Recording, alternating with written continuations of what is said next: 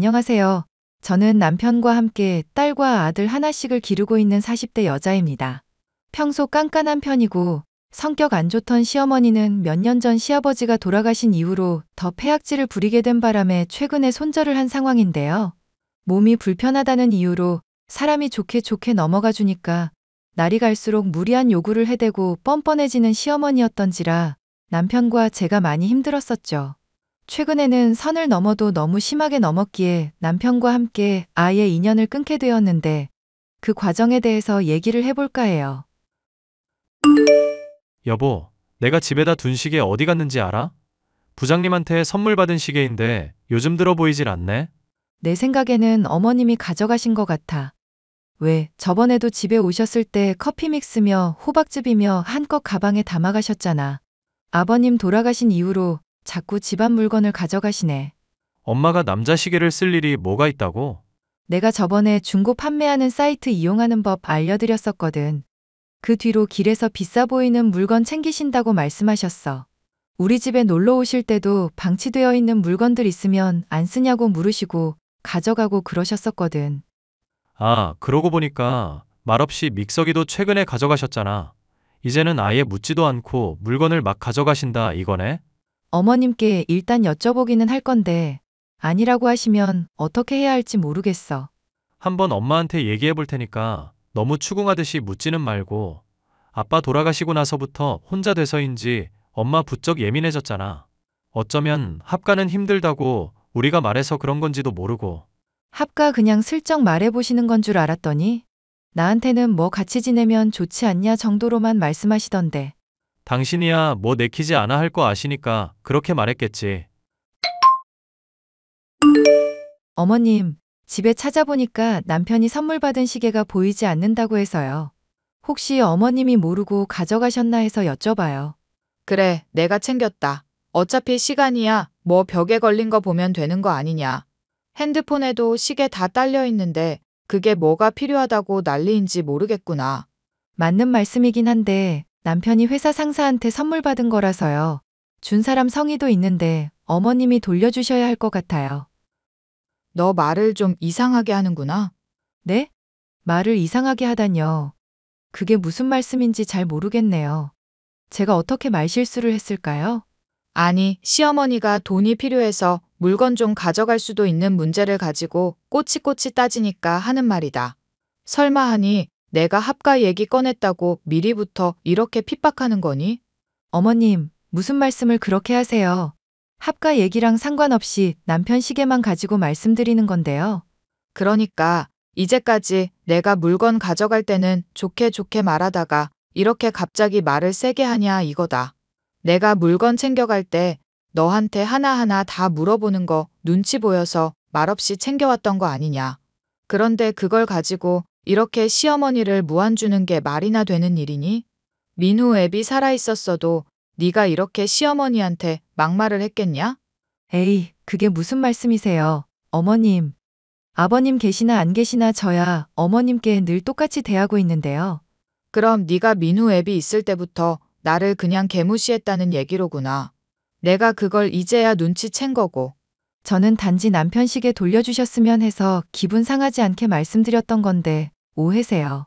그럼 사람 기분을 나쁘지 않게 하지 그랬니? 내가 말이 나와서 말이지. 너 후랑 결혼하는 거 솔직히 반대였다. 애가 못 배워서 그런지 말하는 것마다 교양 없는 게 팍팍 묻어나서 말이다.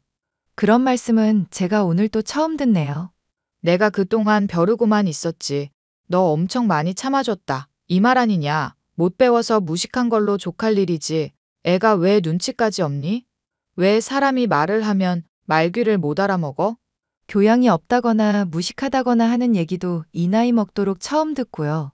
40 넘을 동안 어디 가서 그런 얘기를 들어본 일이 없어서 좀 황당하네요.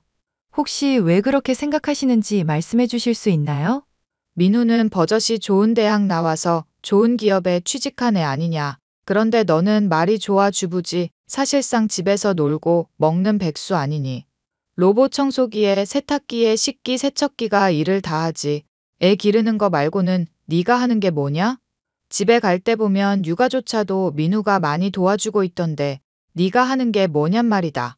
그러니까 제가 무식하고 교양 없다는 이유가 주부라서 그런 거라 이 말씀이시네요?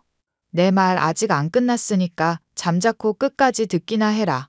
민후도 대학 나왔고 나도 어려운 시절에도 대학 나온 엘리트 아니냐.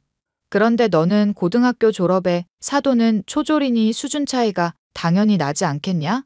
어머님, 제가 설명을 드리자면 저는 고등학교 나오기는 했지만 일부러 대학을 안 간 거고요.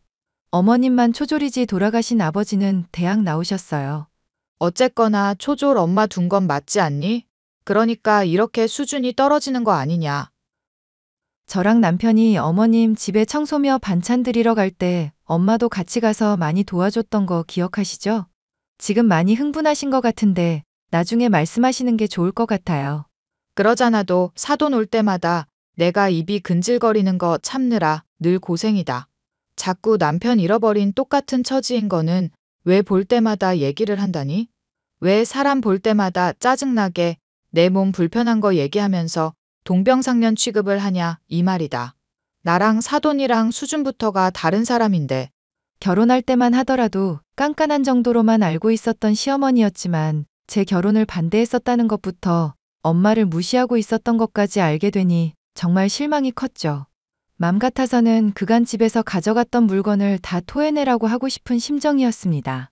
남편 역시도 이 얘기를 듣고 많이 화를 내더라고요. 장모님이 평상시부터 챙겨줬던 걸 그렇게 표현했다고? 엄마가 말을 너무 심하게 했네. 어머님이 하신 말 곱씹어 볼수록 너무 분해. 집에 있는 물건들 왜 도둑질 했냐 따지기라도 했으면 억울하지라도 않지. 내가 엄마한테 얘기해 볼 테니까 당신 너무 스트레스 받지 마. 애들 돌보고 집안일 하시는 거 실제로 보시는 것도 아니잖아. 정말 서러워서 눈물 쏟아지려는 거 간신히 참았어.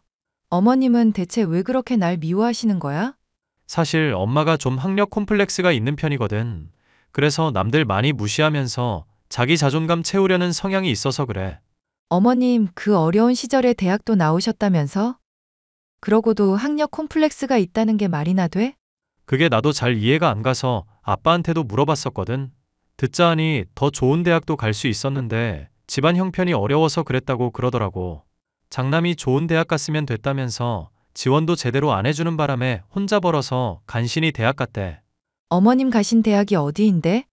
말끝마다 교양 하시는데 대체 무슨 대학이길래 그렇게 사람을 지적질이신지 궁금할 정도야. 서울권 대학이라고만 얘기하고 자세히는 말을 안 해줘서 모르겠네. 그렇게 좋은 대학은 아닌가 보다. 어머님 성격에 좋은 대학이면 어디라고 콕 집어서 바로 말씀하셨을 텐데. 엄마도 막상 영어 단어 같은 것도 헷갈리는 거 보면 그렇게 유식한 사람은 아니야.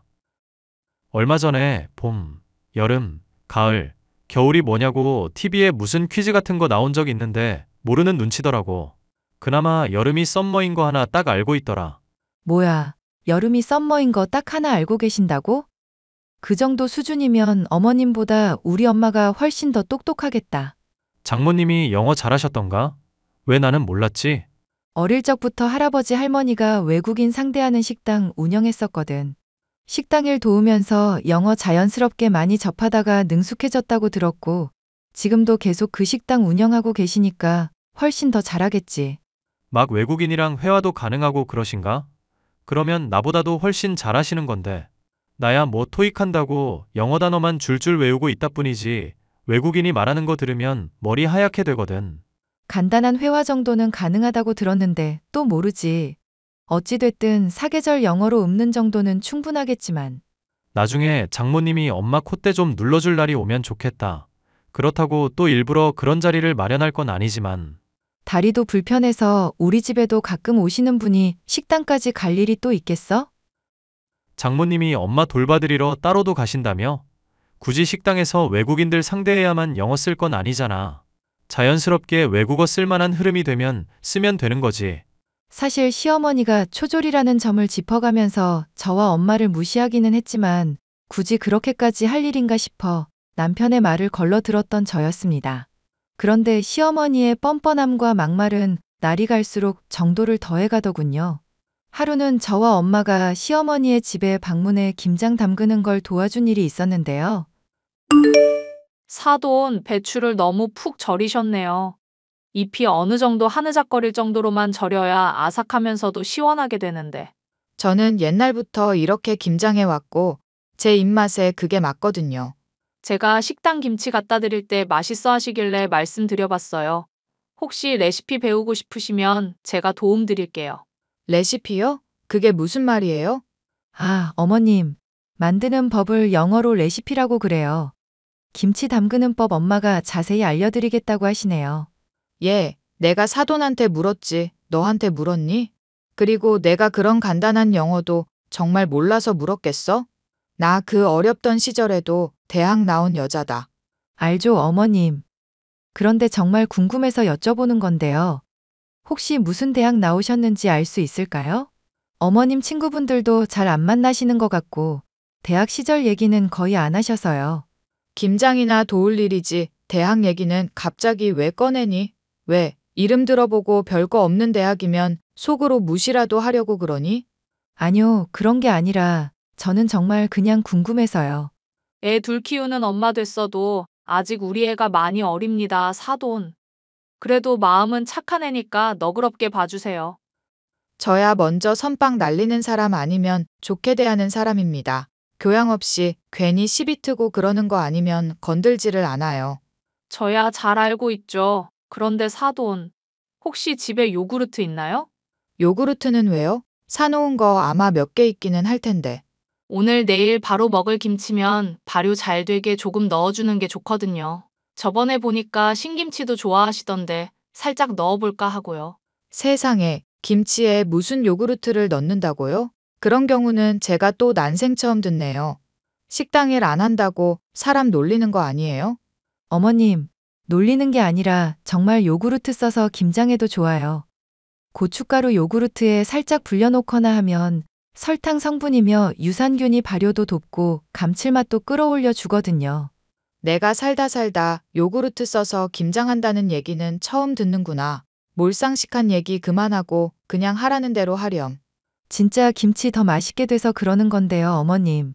닥치고 내가 시키는 대로 하라고. 넌 어떻게 된 애가 쫑알쫑알 시애미가 하는 말에 죄다 참견질이냐. 이렇게 꼭 언성을 높여야 말을 들을 거니?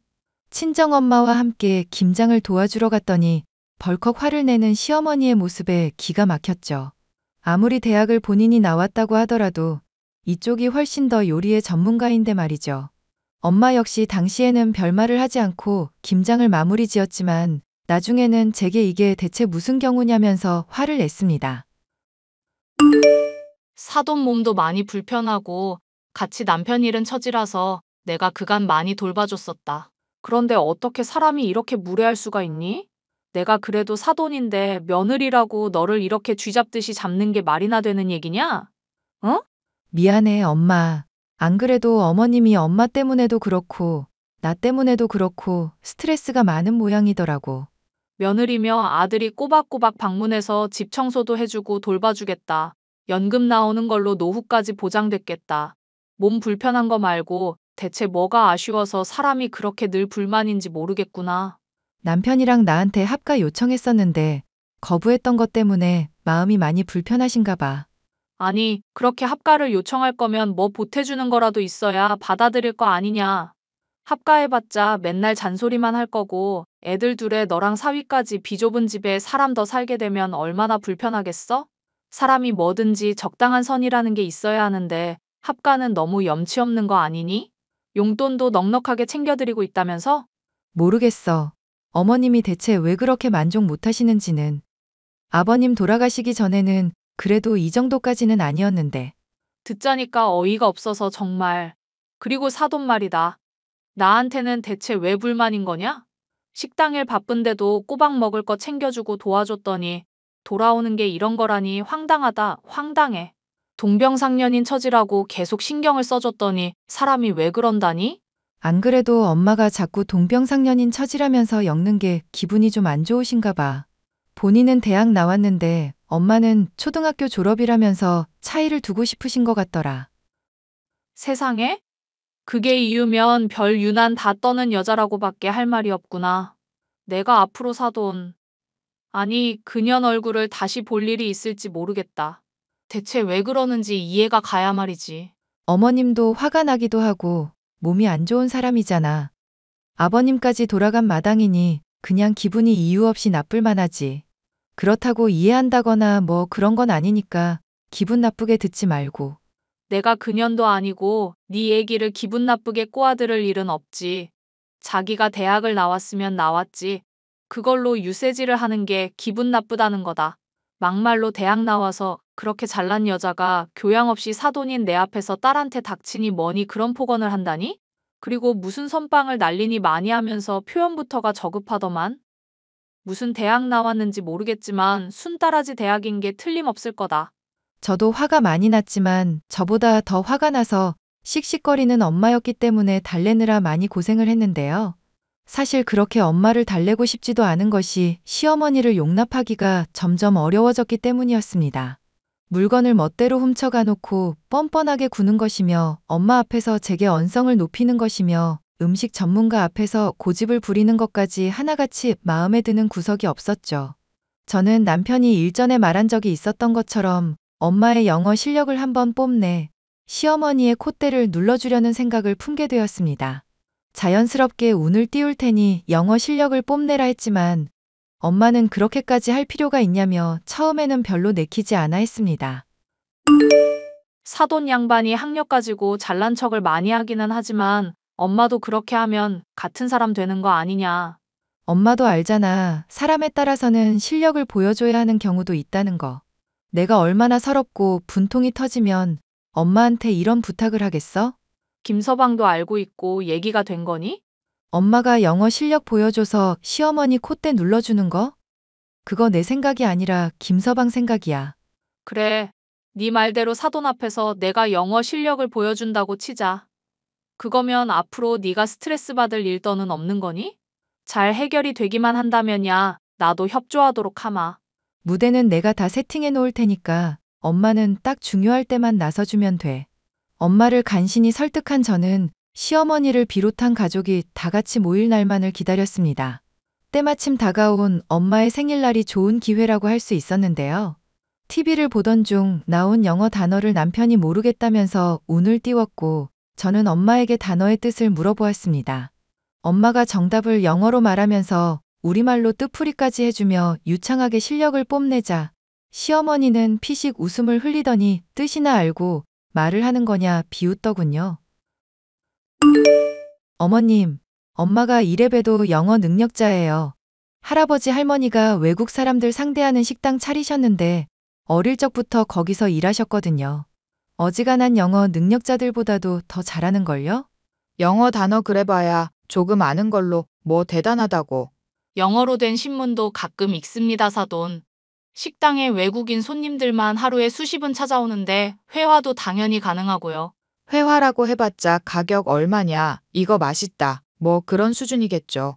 어디 가서 그 수준으로 영어 한다고 하면 창피당하는 수가 있어요. 사돈은 대학도 나오셨으니까 영어를 아주 잘하시겠네요? 지금 하신 말씀을 영어로 한번 해보실 수 있나요? 배운 사람은 원래 어디 가서 지식 자랑하고 드러내고 그러지 않아요. 빈수레가 요란하다는 말이 괜히 있는 게 아니라고 생각하거든요. 아, 그렇다고 사돈이 빈수레라는 게 아니라 제 가치관이 그렇다는 얘기입니다. 어머님, 초등학교 졸업 한계전부인 엄마도 실력을 이렇게 보여주셨잖아요. 어머님은 대학까지 나오셨으니까 뭐 특별한 거 보여주실 거 없으세요? 너 지금 시어머니를 시험하려는 거니? 그래, 사돈 양반이 영어 잘하는 거야 잘 알겠다. 그렇다고 내가 여기서 네 앞에서 무슨 공부 잘하는 거 티내면서 쇼라도 하라는 말이니? 사돈, 많이 배우신 건 알겠는데 말이 너무 심하시네요. 초등학교 졸업은 영어 잘하면 안 되나요? 제가 쇼라도 했다는 말씀입니까? 말이 나와서 말인데 저번에 김치 만들 때도 그렇고 평상시에도 자꾸 심기를 건드시지 않습니까? 나이를 먹었다고 어른이 아니에요. 나이에 걸맞은 최소한의 교양은 있어야지. 어린애도 아니고 영어 좀 배웠다고 잘난 척을 하는 게 말이나 되냐고. 짜증이 많이 나셨는지 시어머니는 남편이며 제가 말릴 새도 없이 소리를 지르고 뛰쳐나갔습니다. 엄마도 저도 남편까지도 이런 반응은 예상하지 못했기 때문에 기가 막혀서 할 말을 잃을 정도였죠. 남편이 무릎이라도 꿇을 기세로 사과하지 않았더라면 아마 엄마도 저도 혈압이 올라 쓰러졌을지도 모를 정도로 화가 났던 사건이었습니다. 언성을 한번 높였던 시어머니는 그 뒤로 저와 엄마를 대하기가 편해지기라도 한 것인지 사과는커녕 사소한 말 한마디에 늘 욕을 섞거나 폭언하셨는데요. 남편이 말리며 중재하려고 해봤지만 오히려 역정만 내는 분이 시어머니였고 저와 남편은 지쳐만 가고 있었습니다. 여보, 어머님 집에 들르는 거 이제 당분간은 못할 것 같아. 당신이 혼자 가서 집 치워드리든지 말든지 해. 용돈 드리는 것까지는 내가 막진 않을게. 나도 엄마한테 요즘 실망이 이만저만이 아니야. 아니, 사람이 배우면 얼마나 배웠다고 그렇게 막말하는지도 모르겠고. 솔직히 나 당신이 역정 낼까봐 그간 말 못했었던 건데 어쩌면 어머님 대학 안 나오신 거 아닐까? 엥? 엄마가 대학을 안 다녔다고? 그게 무슨 소리야? 아니, 어머님 성격에 정말 대학 나오셨으면 어디 대학 나왔다 정도는 말을 할 법하시잖아. 그런데 어디라고 밝히지도 않으시고 그런 화제가 나온다 싶으면 유독 화를 내시는 것 같아서. 생각해보면 나나 엄마 학벌로 괜히 공격하는 것도 괜히 자기 공격 안 당하려고 하는 건가 싶기도 하고. 얼마 전에 당신이 그런 말 했으면 생각이 너무 많은 거 아니냐고 했을 텐데 일리가 있다. 엄마 솔직히 대학 나왔다고 하는 것 치고 영어도 별로 할 줄 모르고 가끔 간단한 단어도 틀릴 때가 있거든. 간디를 인도 대통령 아니냐고 우기시길래 내가 기겁했었던 적 있다고 말했었나? 맞아. 간디인도 대통령이라고 우기셨었던 거 기억난다. 그리고 왜 뉴욕이 미국 수도라고 우기셨던 적도 있잖아. 상상하기는 힘들지만 엄마가 대학 안 나왔으면서 거짓말한 걸 수도 있겠다는 생각이 드네. 당신이 그럼 친척들한테 한번 알아보면 안 될까? 왜? 시이모분도 저번에 보니까 어머님이랑 사이 별로 안 좋아 보이시던데. 당신이 잘만 얘기하면 말해주실 수도 있잖아. 내가 정말 어지간하면 안 이럴 텐데 속이 터져서 그래. 걱정 마. 당신은 나만 믿고 있어. 남편은 얼마 뒤 시어머니의 진짜 학력이 어느 정도인지를 알아내게 되었습니다. 놀랍게도 시이모로부터 들은 시어머니의 최종 학력은 초등학교라고 하더군요. 본인도 저의 엄마와 마찬가지로 초졸이면서 거짓말로 저와 남편, 엄마까지도 핍박을 해왔다는 게 너무나 기가 막혔습니다.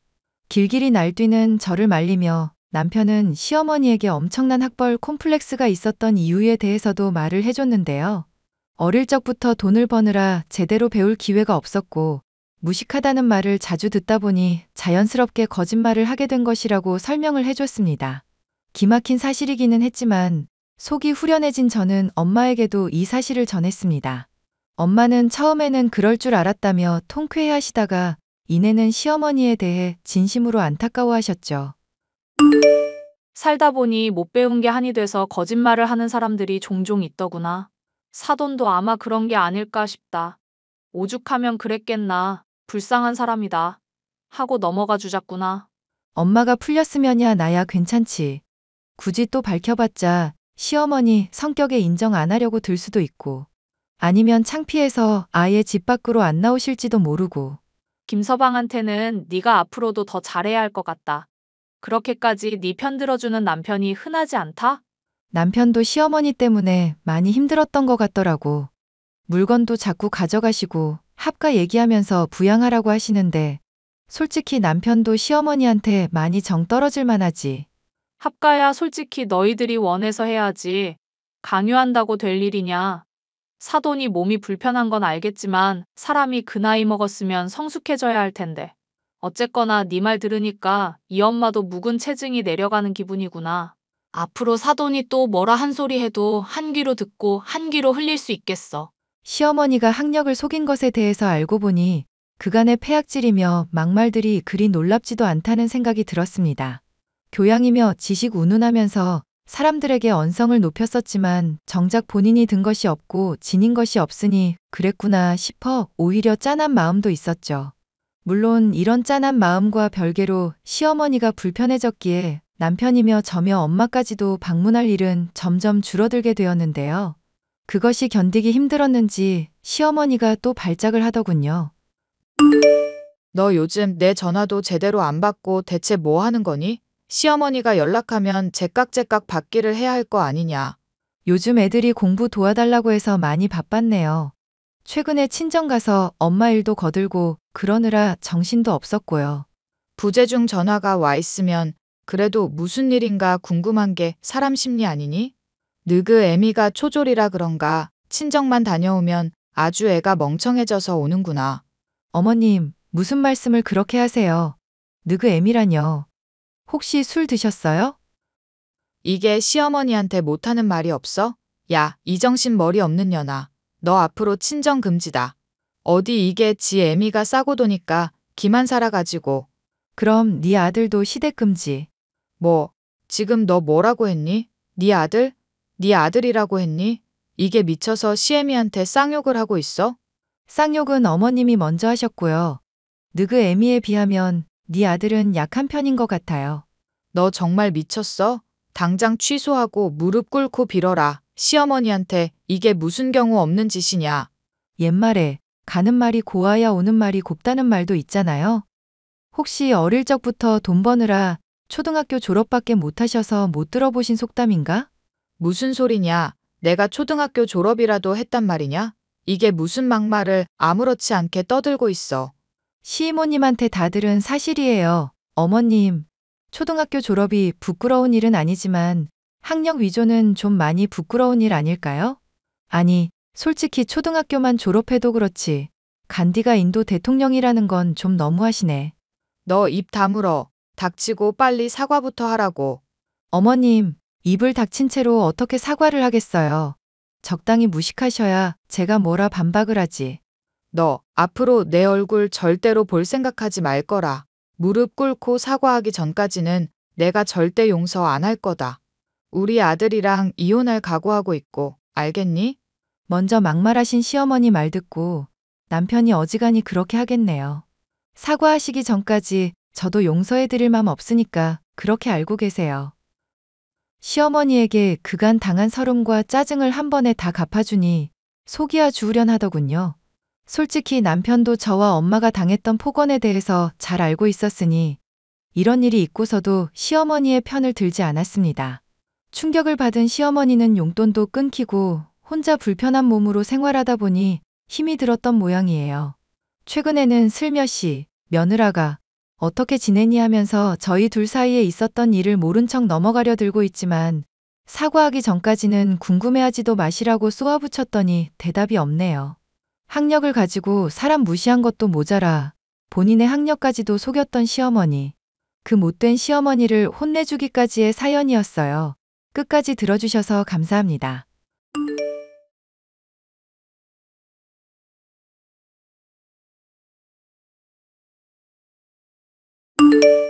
안녕하세요. 저는 현재 아들과 함께 살고 있는 60대 여자입니다. 결혼한 지 얼마 안 된 남편이 죽은 뒤로 김밥 장사를 하면서 혼자서 아이를 키워왔는데요. 오냐오냐 하면서 기른 아이다 보니 철이 없는 면이 있어 그것 때문에 마음고생이 심했었죠. 이 과정에 이르기까지 많은 우여곡절이 있었지만 특히 기억에 남는 며느리에 대한 이야기가 있어 얘기를 해볼까 합니다. 아들, 오늘 상견례한 집안 사람들 말이다. 내 생각이지만 영 느낌이 싸하구나. 상견례 자리에서는 재미있게 잘만 말하더니 갑자기 왜 그런 말을 해, 엄마? 아니, 직업이 뭔지 물어보는데도 그게 왜 궁금하냐고 쏘아붙이신 것은 그냥 내가 넘어갈 수 있어. 그런데 내가 김밥 장사 한다니까 픽 비웃었던 거 기억하니? 장인 장모님이 그래서 바로 해명했었잖아. 비웃은 게 아니라 김밥집에서 얼마 전에 가족끼리 갔다가 웃긴 일이 있었다고. 그거 떠올라서 웃은 거니까 오해하지 말라고. 사돈 양반이야. 뭐 그렇다고 치자. 그런데 며느리 될 애까지 거기서 실실 웃고 있는데 내가 넘어가란 말이냐? 엄마, 내가 정말 좋아하는 여자고 내가 좋아하는 여자의 부모님이시잖아. 그냥 좀 넘어가자. 아들 체면 생각해서라도 좀. 네가 그렇게 체면 중시하는 줄은 몰랐구나. 나이 30 먹도록 공무원 시험 준비만 하고 있어서 나는 남 시선 의식 안 하는 줄 알았지. 아, 또 그 얘기야, 엄마? 나도 노력을 안 한 게 아니라 하는데 안 된 거라고 말을 했잖아. 공무원 시험 공부한다고 엄마한테 말하고 5년 내내 내가 제대로 새벽에 잠을 못 잤어. 엄마한테 죄송스럽기도 하고 꼭 붙어야 하는데 늘 모자랐던 날 얼마나 원망했다고. 그런 것 치고는 먹을 거 잘 먹고 놀러도 잘만 다니더구먼. 솔직히 너, 내가 김밥 장사한 돈으로 건물주 행세하고 다니면서 나한테 뭐 제대로 효도한 일이라도 있니? 남들한테 우리 아들이 사업으로 자수성가해서 건물 가지고 있다고 거짓말하는 것도 하루 이틀이지. 엄마도 아들이 변변찮은 대학 나와서 아무것도 없는 날백수라고 하는 것보다 그게 좋잖아. 아무리 내가 애원했어도 결국 엄마도 동의한 일인데 왜 그래? 솔직히 엄마도 내가 창피하니까 내 거짓말에 동참해주고 있는 거 아니야? 아들, 그러지 말고 사돈이며 며느리한테 솔직히 말하자. 결혼할 사이인데 네가 무일푼 백수라는 거 감추면 어떡하니? 어차피 내가 번 재산이야. 나중에 네가 다 물려받을 건데. 나 초등학교 때부터 대학교 갈 때까지 친구들이랑 싸울 일 있을 때마다 항상 듣던 얘기가 뭔지 알아? 압이 없는 자식이라는 얘기였어. 어떻게 또 소문이 나는지 항상 선생님이며 친구들이며 귀신같이 내가 아빠 없는 거 알고 있더라. 아빠 없는 자식 소리 듣고 자라게 해놓고 이제 와서 나 백수 소리까지 듣게 할 작정이야? 엄마 진짜 너무한 거 아니야? 너랑 아무래도 이 주제에 대해서 진지하게 얘기를 해봐야겠다. 오늘은 집에 일찍 들어오너라. 나 친구들이랑 밤새 술 한잔 하기로 했어. 결혼하면 제대로 어울리지도 못할 텐데 이럴 때라도 코 삐뚤어지게 마셔야지. 엄마랑 얘기 좀 하자고 제발. 어차피 집에 가봤자 엄마 지긋지긋한 잔소리만 할 거잖아. 내 인생 어차피 아빠 없는 것 때문에 충분히 망가졌으니까 거기에 잔소리까지 얹지는 말자. 오케이? 아비 없이 자란 자식 소리 듣지 않게 하려고 잠까지 아껴가며 김밥 장사를 하면서 부단히도 노력한 덕분에 저는 건물까지 가지고 있을 정도로 많은 부를 축적할 수 있었습니다. 아들에게 남부럽지 않을 정도로 많은 것을 줬다고 생각했지만 아들은 늘 모자라다고 투덜대기만 할 뿐 감사할 줄 모르는 사람이 되었죠. 공무원 시험에 합격하겠다고 막상 수험서를 펴놓고도 공부하지 않는 아들이 속이 타 잔소리를 해보기도 했지만 아무리 말을 해도 알아먹지 않는 아들이었습니다. 결국 아들은 제가 반대하는 집안과 결혼을 하게 되었는데 신혼집을 따로 장만해줬음에도 계속 많은 것을 요구하는 아들이었죠. 엄마, 이번 달 용돈 100만 원만 좀 더 붙여줘봐. 아무래도 이래저래 쓸 돈이 많아서. 뭘 하길래 한 달에 300만 원을 넘게 쓰고 있어? 500만 원 넘게 쓰는 바람에 엄마 힘들다고 말한 게 불과 2달 전이다. 신혼 초다 보니까 집사람이랑 이래저래 여행 가고 싶은 것도 많고 먹고 싶은 것도 많아서 그러지. 그래, 너 말 잘했구나. 안 그래도 걔 SNS에 보니까 비싼 곳에 비싼 음식에 비싼 것만 펑펑 누리고 있더구나. 걔 회사에서 격리 일하면서 벌이도 시원찮은 걸로 알고 있는데 그 돈이 다 어디서 난다니? 원래 부부는 뭐든 같이 하는 거잖아. 그리고 집사람이 다른 데에서는 많이 검소하게 아끼고 있어. 엄마 잔소리 좀 많이 지겹다. 그래서 100만 원 더 붙여주겠다고 말겠다고? 결혼한 지 얼마나 됐다고 벌써부터 며느리 편을 드는 거냐? 당연히 해야 할 말도 잔소리라고 하면서 지겹다고 말하니 내가 속이 편하겠니? 아, 그러면 집사람한테 엄마가 직접 말을 하든가. 왜 맨날 나만 사이에 끼어서 고생을 해야 하는데? 알겠으니까 조만간 며느리 한번 직접 데리고 나오너라. 주말에 날 잡으면 되겠니? 잔소리하려고 정말 만나기까지 하려고? 좋은 얘기도 한두 번 들으면 질린다는데 왜 그렇게 잔소리를 못해서 안달이야? 너나 며느라기는 경제적으로 자립을 했으면 내가 이렇게 잔소리를 하겠어? 벌이가 시원찮으면 그 벌이에 맞춰서 쓸 생각을 해야지. 남들 다 하는 거 따라간다고 신혼집도 40평 넘는 곳으로 장만해, 차도 장만해. 그러다가 엄마 아프기라도 하면 너 대체 어떡할 거냐? 엄마 김밥집 장사 잘 되고 있잖아. 관리자랑 직원 적당히 구해서 관리시키고 일하게 하고 수급만 따박따박 하면 되지. 인생 쉽게 살려고 하지 마라, 아들. 그러다가 개고생하고 나중에 피눈물 흘리는 수가 있어. 자꾸 엄마가 내 인생에 저주를 퍼붓듯이 말을 하니까 내가 힘이 빠지는 거야. 말을 한마디 하더라도 좀 곱게 할 수 없어? 왜 맨날 잔소리만 하고 나 힘들게만 하는 거야? 네가 잘해야 내가 좋은 말을 해주고 칭찬을 하든지 하지. 아, 몰라. 모르겠으니까 집사람 나중에 따로 만나든지 집에 찾아오든지 해. 올 때 김밥은 지겨우니까 들고 오지 말고 갈비 같은 거 챙겨와. 결혼을 하고도 철이 없는 아들의 모습에 한숨만 나오는 상황이었으니 그래도 기대 볼 것은 며느리 쪽이 아닐까 생각을 한 적도 있었는데요. 며느리가 아들을 좀 잘 보살펴주면서 케어를 해주면 좋겠다고 생각했지만 끼리끼리라는 말이 어울릴 정도로 아들처럼 철없고 나태한 것이 며느리였습니다. 아들이 말한 대로 주말에 갈비를 들고 신혼집을 방문했는데 완전 돼지우리가 따로 없다 싶을 정도로 어질러진 집에 한숨이 나왔죠. 얘 이게 대체 뭐니? 집에 물티슈며 머리카락이며 먼지며 죄다 뒹굴고 있잖아. 냉장고에 무슨 빨간 국물인지 핏덩이인지 잔뜩 묻은 건 또 뭐고? 설거지는 얼마나 안 했으면 이렇게 쌓여 있어? 아, 그이가 설거지 담당인데 아직 안 치우고 있어서 저도 지켜보고 있는 중이었어요, 어머님. 그리고 냉장고에 묻은 빨간 국물은 아마 떡볶이 같은데 저도 묻은 줄은 몰랐네요. 그걸 대답이라고 하는 거냐? 그럼 집에 뒹굴고 있는 먼지는 어떻게 된 건데? 네, 어머님. 그건 조만간 로봇 청소기 살 거라서 기다리고 있는 중이었어요. 로봇 청소기가 깨끗하게 청소해 줄 건데 사람이 굳이 나설 필요가 없잖아요. 로봇 청소기 주문한 거 기다린다고 집을 이 지경 이 꼴로 만들어 놓은 거니? 아직 로봇 청소기 주문은 안 했어요. 기왕 사는 거 좋은 걸로 사야 하잖아요. 그런데 마음에 드는 제품이 잘 안 보이네요. 청소를 잘한다 싶으면 내구도가 걱정되는 것도 있고 또 괜찮다 싶은 건 남들한테 좀 내세우기 어려운 브랜드 제품이 아니라서요. 대체 니들 무슨 생각으로 신혼집을 장만해달라고 한 거냐? 난 처음 볼 때 이게 돼지우리인 줄 알았다. 브랜드고 나발이고 로봇 청소기한테만 기댈 게 아니라 니들이 치우든지 해야 할 거 아냐? 어머님, 죄송하지만 저도 일주일 내내 회사 일하면서 고생하다가 주말에 좀 쉬려는 거거든요.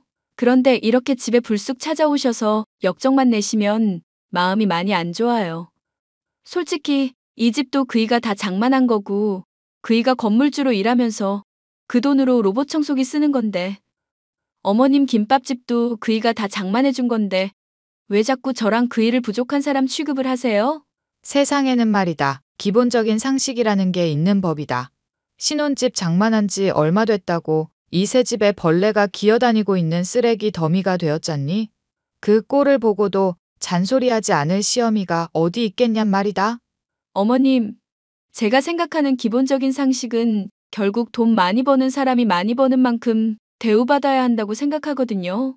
그이가 이 집안에서 제일 돈도 많이 벌고 능력 있는 사람이니 집안일 소홀하더라도 이해하셔야죠. 내 아들이야 그렇다고 치자. 그런데 너는 왜 아무것도 안 하고 있는 거니? SNS 보니까 비싼 곳에서 비싼 음식 먹으면서 호화롭게 살고 있던데 왜 집안일도 방치하냔 말이다. 그건 말이죠. 그이가 저한테 많이 챙겨주겠다고 약속을 해서 그런 거죠. 이 집안 기둥이자 결정권자가 저한테 괜찮다고 말했는데 저라고 별 수 있나요? 그냥 따르는 수밖에 없잖아요. 철이 없는 아들 때문에 속이 터지는 상황에 며느리까지 시어미를 무시하고 있으니 열불이 났는데요. 김밥집을 아들이 장만해줬고 하루 벌어 하루 먹고 사는 수준이라 알고 있으니 이렇게 무시를 한다 생각이 들었습니다. 아들의 체면과 평판을 위해 동참해준 거짓말의 대가였으니 누굴 탓할 수도 없는 노릇이다 싶었지만 이대로는 도저히 답이 없겠다 싶어서 저는 극단적인 조치를 취하기로 마음먹었습니다. 내가 너희 하는 양을 그간 지켜봤는데 도무지 답이 없어서 말을 한다. 이제 아들 너한테 주는 용돈은 한 달 50만 원으로 줄일 거고 공무원 시험 공부 다시 시작하거라. 뭐? 엄마 갑자기 용돈을 그렇게 줄여버리면 나 어떡하라고. 그걸로는 한 달 식비도 안 나오겠다. 집사람한테는 뭐라고 핑계를 대는데? 그거야 네가 알아서 할 일이지 엄마가 신경을 쓸 일이니? 너가 이런 식으로 엄마한테 기대기만 하고 혼자서 노력하지 않으니까 노동의 가치를 모르는 거다. 며느리도 그렇고 너도 그렇고 집에서 손 하나 까딱 안 하는 거 내가 모를 줄 아니? 저번에 엄마 왔을 때 집 깨끗하게 치워놓은 거 보여줬잖아. 집사람이랑 나랑 요즘은 얼마나 잘 관리하고 있는데. 내가 준 카드에 심부름센터 결제라고 뜬 내역 훤히 보이는데도 거짓말을 하는구나. 한 번에 10만 원 넘는 집안 청소를 그렇게 아무렇지 않게 쓰는 것에서부터 벌써 답이 없다. 너는 돈 소중하고 노동 소중한 줄은 알 필요가 있어. 하여튼 나는 이미 결정했으니까 그런 줄 알거라. 엄마가 그렇게 나오면 나도 다 생각이 있어. 앞으로 나 배달 일 시작할 거니까 그런 줄 알아. 공무원 공부하라니까 왜 배달 일을 하겠다는 거냐? 솔직히 나처럼 30대 넘도록 스펙도 변변찮은 사람이 할 일이 뭐가 있겠어? 엄마가 일하라고 하도 잔소리하라니까 하기는 할게. 그런데 엄마가 줬던 용돈만큼 벌려면 배달일 말고는 떠오르는 게 없다고. 공무원 시험 공부하면 되지. 왜 해보지도 않고 포기를 하려고 그래? 엄마도 알다시피 나는 머리가 나쁘다니까. 머리 나빠서 공부하려고 수험서 첫 페이지만 펼쳐도 막 잠이 쏟아진다고. 면접 때 잘할 자신도 없고. 명훈아, 네 나이 30 넘도록 직장 못 가졌다고 나는 창피한 거 하나 없다. 오히려 네가 흡족하도록 지원 제대로 못 해주고 못 돌봐준 엄마가 미안하다고 생각해. 그런데 배달일 하면서 며느리 허영 충족시켜 주겠다고 하는 건 아니라고 본다. 그 거짓말 이제라도 인정하고 며느리나 너나 형편에 맞게 지내렴. 그러다가 이혼이라도 당하면 엄마가 책임질 거야? 아들 무일푼 백수에 이혼남 만들고 싶어서 작정했어? 그러니까 공무원 시험 공부해서 합격하고 그게 아니라면 마음에 들만한 일이라도 알아보라는 거 아니니. 엄마가 김밥 말아서 파는 돈 가지고 편하게 공부하면서 미래 대비할 수 있는 상황에 감사하면서 그렇게 지내라는 얘기가 아니니. 그런 얘기를 그러면 좀 미리부터 하든가. 이렇게 갑작스럽게 엄마 멋대로 결정 내리는 게 어디 있어? 하, 기가 찬다 기가 차. 내가 지금 갑작스럽게 이 말을 꺼냈다고 하는 거니? 너 대학 들어가기 전부터 말했고 군대 다녀와서도 말했고 30대 넘기 전에도 말했다. 결혼하기 전에도 말했던 얘기인데 이게 갑작스러우면 너한테 안 갑작스러운 건 뭐니? 몰라. 하여튼 엄마가 용돈 끊으면 나 배달일 해서라도 집사람한테 돈 많은 척 할 거니까 그런 줄 알아. 시간 프리하게 낼 수 있으면서도 돈 벌 수 있는 일이 그것밖에 없는데 어쩌겠어? 나 사고 나면 엄마 책임이니까 그런 줄 알고. 막무가내인 아들 때문에 속이 탔지만 버릇을 고쳐놓기 위해서는 어쩔 수 없는 일이라 생각했습니다. 솔직히 아들 하나야 버릇이 없이 군다고 하더라도 어느 정도 감당할 수 있는 편이었지만 허영심 많은 며느리까지 더해지니 감당이 불가능한 수준이 되었거든요. 이제라도 문제를 바로 잡기 위해서 결단이 필요하던 시점이었죠. 그렇게 각오를 굳힌 지 얼마 되지 않아 정말로 아들은 배달 일을 시작하게 되었는데 어느 날인가 술을 마시고 하소연하더라고요. 아들이 못난 아들이라서 정말 미안해. 남들은 돈 벌어서 호강시켜 주겠다고 한다는데 내가 정말 쓰레기인 것 같아. 미안. 정말 미안. 얘가 술을 어디서 이렇게 떡이 되도록 마셨어? 내가 엄마를 세상에서 제일 사랑하는 거 알지? 그동안 효도 못해서 미안해서 엄마한테 속옷 사왔어. 원래 첫 월급으로 빨간 속옷 산다잖아. 너 맛있는 거나 챙겨 먹지 뭐하러 엄마 속옷을 사. 주니까 받기는 하겠다만 무슨 바람이 불어서 엄마를 찾아왔어?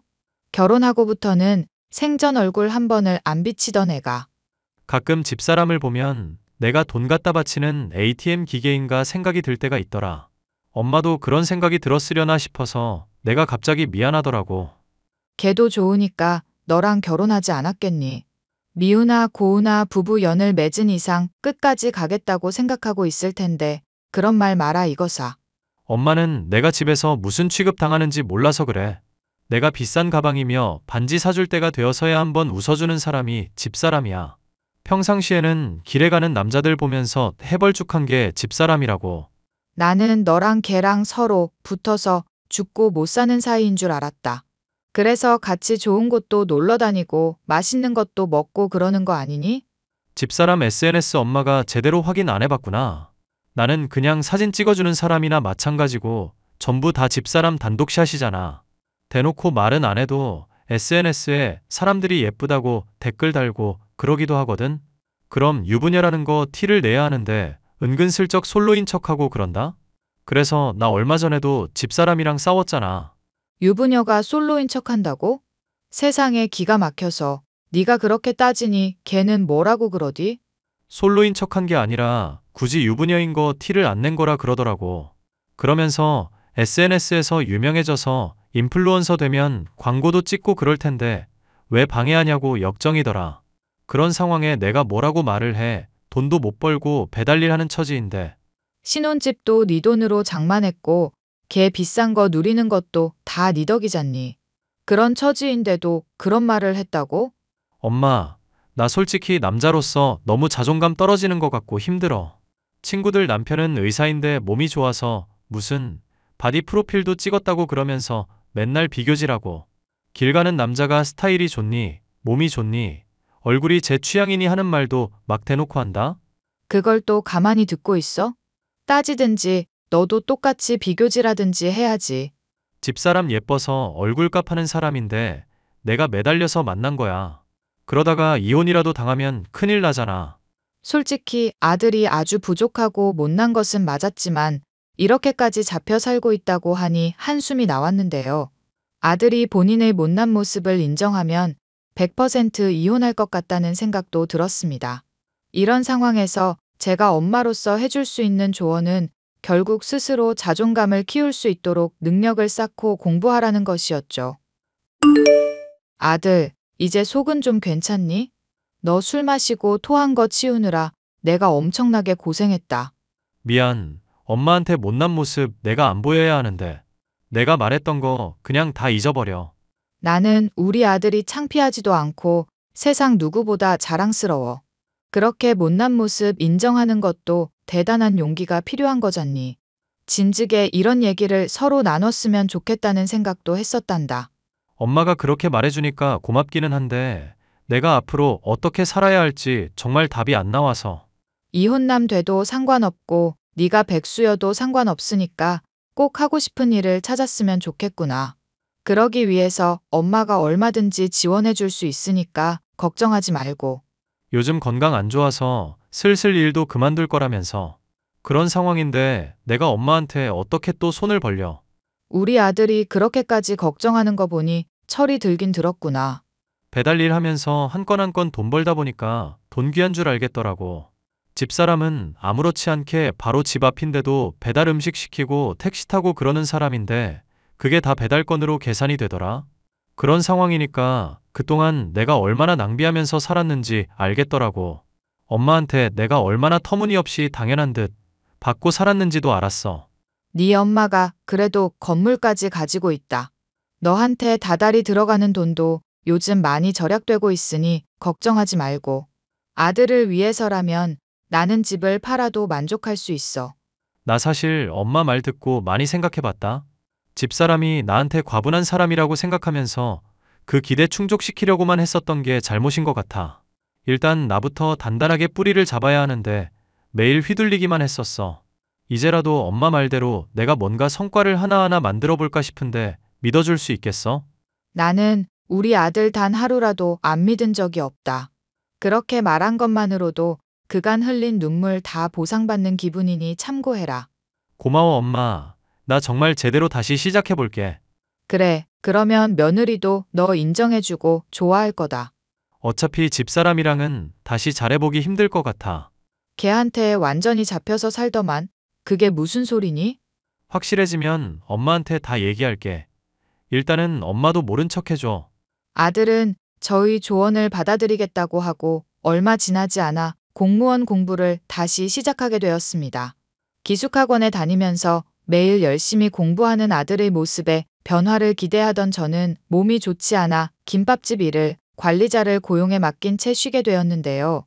전보다는 수입이 줄었지만 몸이 편해질 거라 예상했었는데 그것은 저희 착각이었습니다. 집을 자주 비우고 집안일은 손 하나 까딱하지 않는 며느리의 요청 때문에 몸을 편하게 쉴 일이 없었죠. 어머님, 김밥 파는 일 그만뒀다는 얘기 들었어요.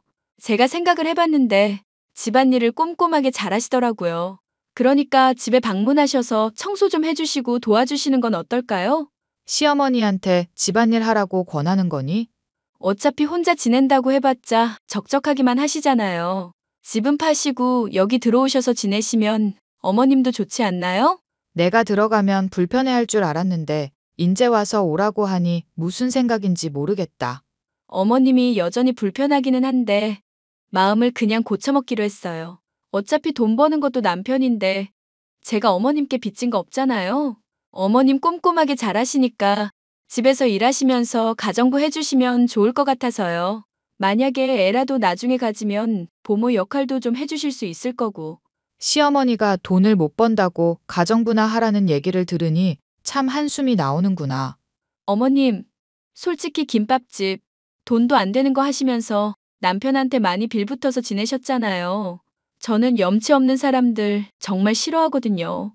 돈도 못 벌면서 돼지우리니 뭐니 잔소리했었던 거 사과도 안 하셨잖아요. 그 일을 아직 마음에 담아두고 있는지 몰랐구나. 그런 모욕을 당했는데 제가 어떻게 잊을 수 있겠어요, 어머님. 이제 일도 안 하시는 마당인데 남편이랑 저한테 대우받고 싶으시면 말 잘 들어주세요.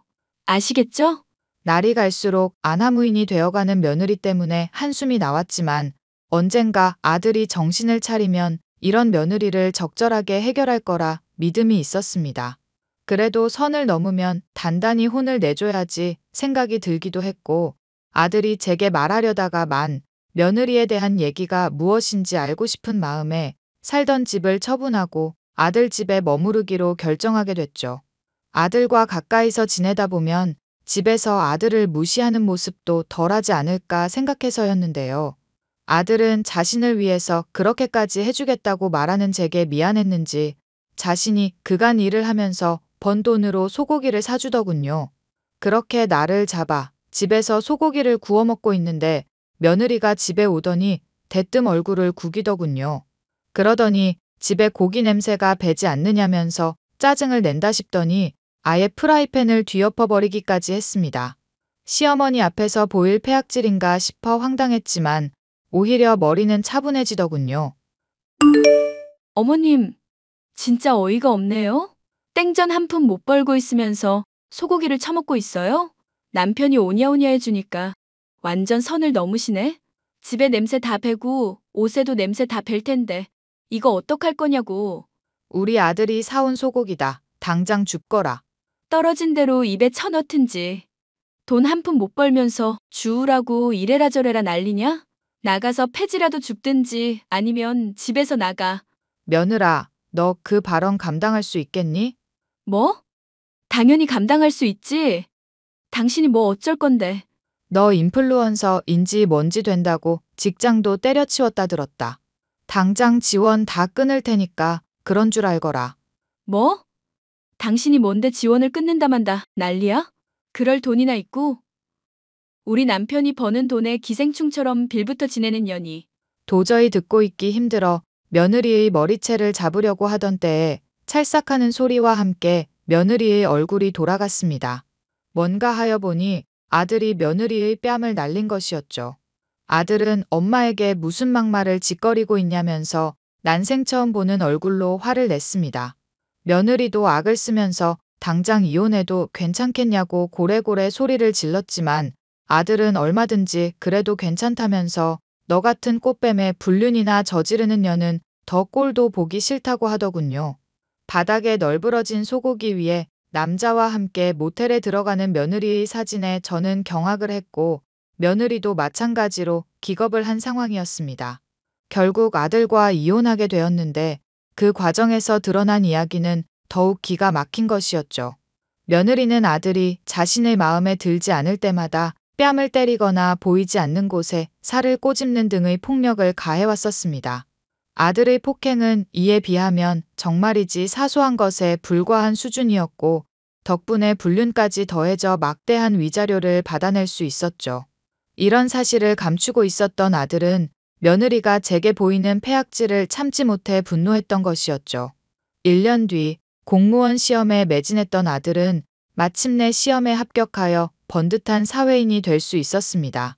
그 과정에서 전 며느리가 저와 아들에게 용서를 구하며 다시 받아달라 애원한 일도 있었죠. 듣기론 인플루언서가 되겠다며 여전히 사치를 부리다가 사채빚을 지게 되어 완전히 망한 신세가 되었더군요. 사돈들까지 찾아와 애걸복걸하고 있지만 본인들의 분수에 맞지 않는 사치를 부리면서 남을 깔보는 인간들인지라 상종도 하지 않았답니다. 오랜 세월의 기다림 끝에 이제야 철이 든 아들은 어딜 가고 무얼 하든지 저를 챙겨주고 신경 쓸 정도로 성숙해지게 되었답니다. 고통 끝에 찾아온 행복이 언제까지고 계속되기를 바랍니다. 사연 끝까지 들어주셔서 감사합니다.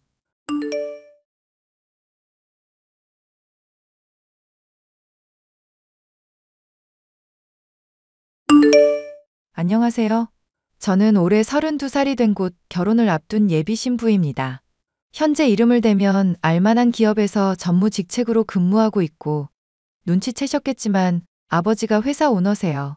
오랜 유학 생활을 마무리하고 28살이 되던 해 한국에 귀국했습니다. 아버지가 운영하는 회사의 투자 전략 기획팀에 계약직 인턴으로 근무를 시작하게 되었죠. 회사를 경영하려면 밑바닥부터 아무런 도움 없이 시작해서 산전수전 겪어봐야 단단해진다는 아버지의 신조 때문에 편하게 근무를 할 수 있었지만 말단 사원으로 입사하게 된 거랍니다. 저도 오랫동안 외국 생활을 해서 그런지 자유분방하고 독립적인 성격이 강한 편이에요. 도전 정신도 강하고요. 하지만 이미 몸에 밴 해외에서의 마인드를 고치기란 쉽지 않더군요. 처음에 입사해서 외국과는 다른 문화에 실수도 많이 하고 분위기 적응을 하는 것도 상당히 힘들었습니다. 2년 정도 사수와 과장님의 도움을 받으며 점차 적응해 나가게 되었죠. 그렇게 조금 숨통이 트일 무렵 타 부서에서 부장으로 진급한 상사가 저희 부서로 전출을 왔습니다. 당시 사무실 막내였던 저는 부장님의 타깃이 되고 말았고 아니나 다를까 사소한 트러블이 생기기 시작했죠. 하루가 지날수록 모든 상황이 답답하게 느껴졌고 사수이자 친구였던 이 대리에게 폭풍 메시지를 보냈습니다. 아, 진짜 짜증나 죽겠어요. 대리님, 언제까지 막내 해야 해요? 우리 부서 특성상 여직원들이 많이 없어. 몇 년 만에 수진 씨 온 거 보면 몰라? 여자가 귀한 부서라고. 근데 부장님은 왜? 아, 대리님도 보셨잖아요. 오자마자 저 위아래로 훑고 다짜고짜 커피 심부름 시키고 지난번에 결제 서류 갖고 갔다가 종이 꽂는 방향이 어쩌니 저쩌네. 어휴, 그런 사람이 무슨 부장식이나 돼가지고. 정말? 그런 거 가지고도 뭐라 한단 말이야? 나 지난 회식일 이야기하는 줄. 그것도 할 말 많아요. 회식 자리에서 술을 왜 강요해요? 가뜩이나 다이어트 한다고 정중하게 거절하는데도 어휴, 그놈의 똥꼬집. 그래도 어쩌겠어. 회사 생활이 다 그런 거지 뭐. 내가 막내일 땐 진짜 심했어. 그나마 여직원 들어오고 김사원이니까 이 정도인 거지. 회장님은 뭐하고 계시나 몰라. 이런 사람들 안 잡아가고. 예끼, 그런 소리 마라. 회장님이 어디 한가하신 분인가. 그리고 똥이 더러워서 피하는 거지. 무서워서 피하나? 그냥 김사원이 피해. 그러는 게 제일 나아. 제가 회장 되면 이놈의 규정인지 뭔지부터 싹 다 뜯어 고칠 거예요. 이번 생에 되겠어? 회장이라니. 아, 너무 웃기다. 대리님 농담 아니거든요. 저 진짜 진지해요. 알겠어. 오늘 조기 퇴근 날이니까 이따 퇴근하고 고기나 먹자. 우리 김사원 기분 풀어주려면 고기가 답이지. 아, 저 다이어트 해야 하는데 이번만 먹겠습니다. 그래 이래야 우리 수진 씨지. 내가 힘 닿는 데까지 잘 챙겨줄게. 말이라도 감사해요. 저는 대리님에게 많은 위안을 얻으며 회사 생활을 이어나갈 수 있었습니다. 하지만 새로운 부장은 부서 내 유일한 미혼 여성이었던 저에게 수시로 치근덕대는 모습을 보였어요. 40살이 넘는 노총각이긴 하지만 능력 있고 돈 많다면서 저에게 자신을 어필하더라고요. 웃긴 건 남들한테 티 안 내고 저한테만 유독 그랬다는 겁니다. 거절 의사를 표하는데도 곤란한 상황을 만들거나 제가 거절했다는 이유로 언제든지 폭언을 서슴지 않는 성격이었어요. 그러니 제가 좋아할 리가 있나요? 그러면서 자신보다 높은 사람한테는 한없이 굽신굽신거리는 게 정말 꼴사나웠습니다. 한 번은 부서 회의를 하는데 제 심기를 조금씩 건드리더라고요. 그때도 이미 잔심부름은 모두 저한테 맡기던 때라 몸이 10개라도 부족한 상황이었거든요. 그날도 하루 종일 치이고 대리님과 과장님, 집에서 저녁 식사를 함께하며 신세한탄을 했습니다. 아이들과 놀아주며 즐거운 시간을 보내면서 할 이야기는 아니었지만 제가 유일하게 믿고 따르는 사람들에게 제 속마음을 거침없이 알려주고 싶었어요. 이렇게 해서라도 스트레스를 풀고 싶었습니다. 음식은 입에 맞아? 그나저나 부장은 요즘도 그래? 아, 말도 마요. 진짜 제가 회사니까 참고 넘기는 거지. 바깥에서 만났으면 뼈도 못 추리게 했어요. 그놈의 돼지 같은 면상을 빡 그냥. 아이고, 많이 화났네. 이 대리, 김서원 고기 먹였어? 얼마 전에 먹였죠. 근데도 이러네요. 근데 그 부장님 진짜 이상해요. 오죽하면 김사원이 이러겠어요? 티 안 나게 괴롭히는 것도 특기야. 그 정도야? 그래도 2년 차니까 버틸만 하지? 마음 같아서는 벌써 몇 대 때렸어요. 아휴, 제 성질이 착해서 망정이지. 제가 상사였으면 당장 모가지였어요. 나도 잘 지켜볼게. 나는 애도 있고, 그래서 그런지 시비 거는 것도 없더라고. 내가 도와줄 상황이면 언제든지 나서서 도와줄 테니까 고기 반찬 먹고 기분 풀어. 지금이 딱 고비니까 조금만 더 힘내보자. 두 분 아니었으면 저 진작에 다 때려치고 미국 갔습니다. 그래. 배고플 텐데 아이들 내려놓고 식사나 마저 해. 차린 건 없지만 와줘서 고마워. 조카들 보러 오는 재미가 쏠쏠해요. 능력 있는 엄마 둬서 아주 번쩍번쩍하게 깔맞춤으로 내복 딱 입고 얼마나 귀엽게요? 그럼 뭐해? 시터님 아니었으면 나도 힘들지. 작년에 이혼하고 꽤나 고생했다. 복직 바로 하느라 애들한테도 미안하고. 그나마 승진하고 월급 두둑히 받으니까 이 정도인 거지.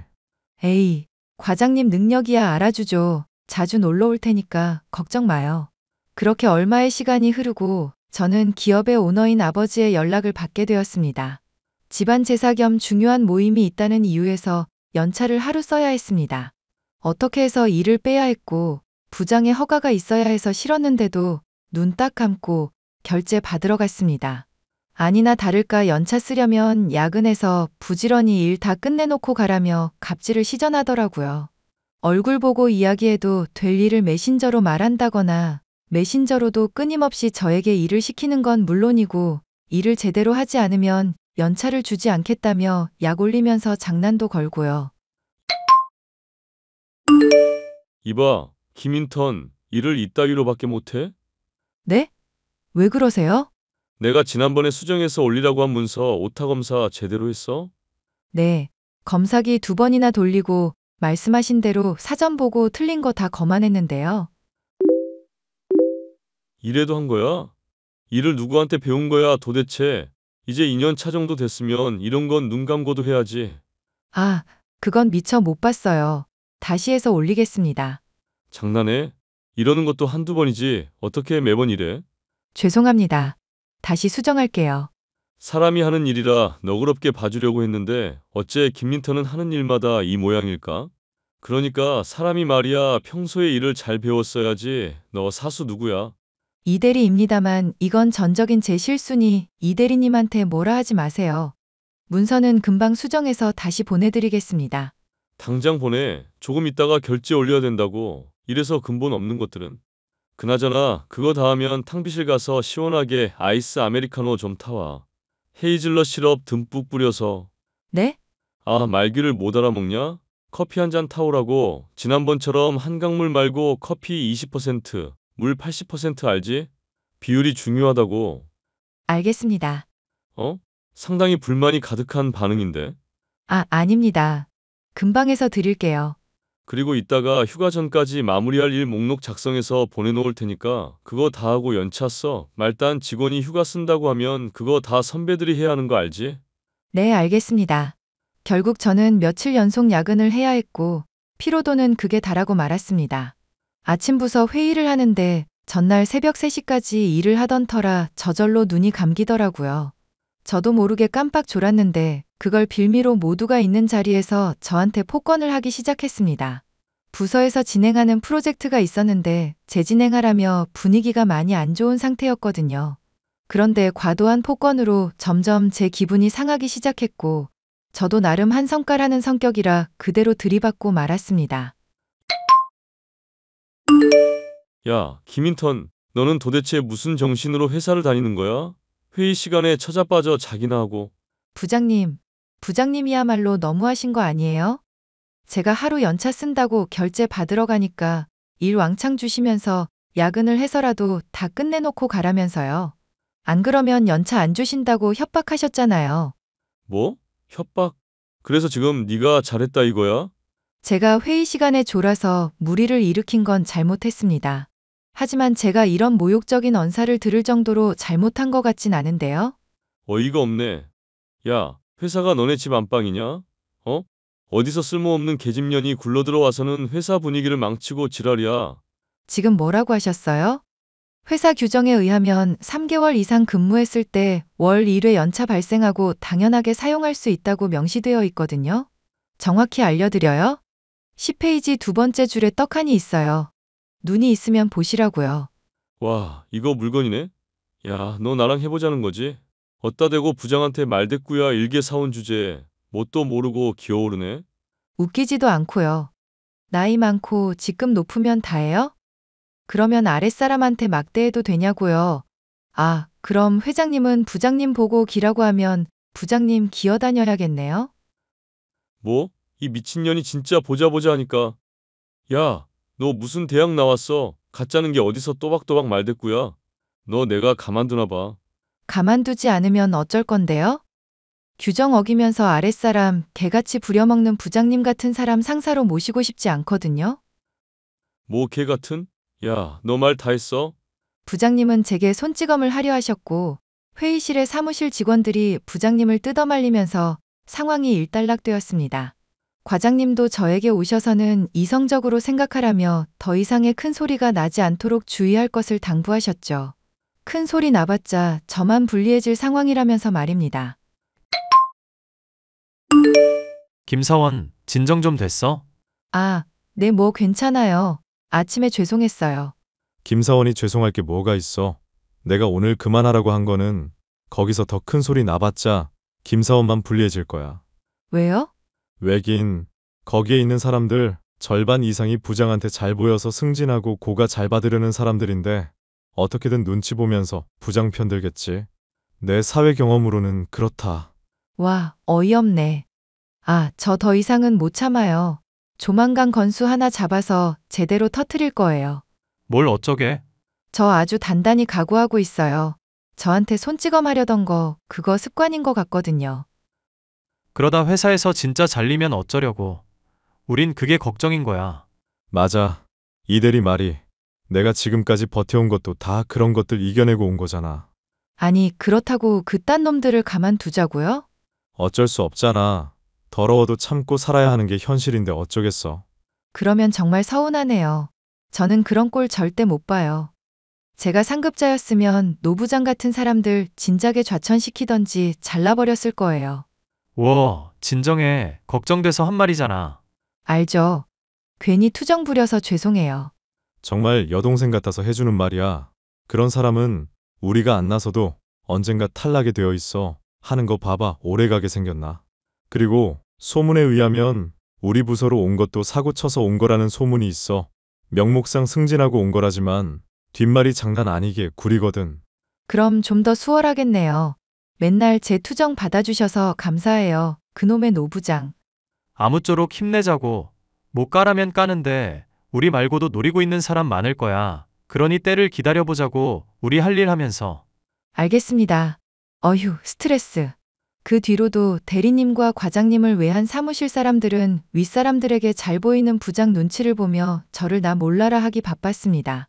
더 어이없던 건 부장님에게 먼저 사과하라는 분위기로 몰아가서 제가 마지못해 사과를 하게 되었어요. 큰 소리 나서 좋을 것 없다고 판단되기도 했고 회사에 누를 끼칠까 염려돼 한 발자국 뒤로 물러나기로 했습니다. 그런 제 마음도 모르고 기세 등등해진 부장님은 더욱더 노골적으로 저를 괴롭히기 시작하셨죠. 어렵사리 연차를 사용해 가족 모임에 참석할 수 있었습니다.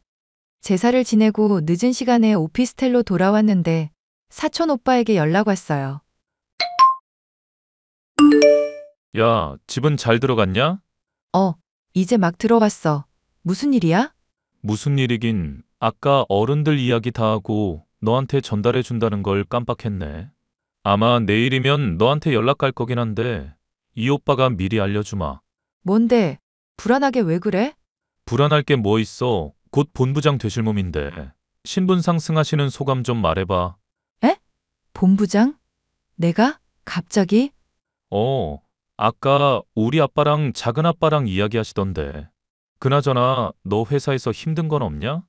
요즘 소문에 의하면 어떤 부서에서 사원이랑 부장이랑 맞짱 떴다는 이야기가 있더라. 그거 혹시 너는 아니지? 그거 나 맞아. 아니, 미친놈이 별것도 아닌 게 말단 사원이라고 개무시하잖아. 내가 다방 여잔지 회사원인지 구분도 안 가고 지 꼴리는 대로만 한다니까? 그런 사람이 있어? 아, 영업팀에 있다가 간 노부장 말하는 거지? 야, 그 사람 유명해. 그 정도야? 오빠도 그럼 어느 정도 알겠네? 나야 몇 년 됐으니까 너보다는 많이 알지. 그 사람 가까이 안 하는 게 좋다. 근데 뭐 이제 걱정할 것도 없지. 너 본부장 되면 바로 끝 아니냐? 맘 같아서는 확 잘라버리고 싶지. 근데 그게 내 마음대로 되나? 그딴 놈들이 얼마나 머리를 굴리는데. 야, 이번에 볼만하겠다. 발령도 비공개로 한다는데 이참에 확 짓밟아버려. 안 그래도 건수 잡으려고 노리고 있단 말이야. 얼마 전에 뺨까지 맞을 뻔했다니까? 뭐? 진짜 안 될 놈이네. 2년 정도 했으면 사원이라도 짬밥이 있는데 그 사람 정신이 어떻게 된 거 아니야? 이러다 뒷감당 어떻게 하려고.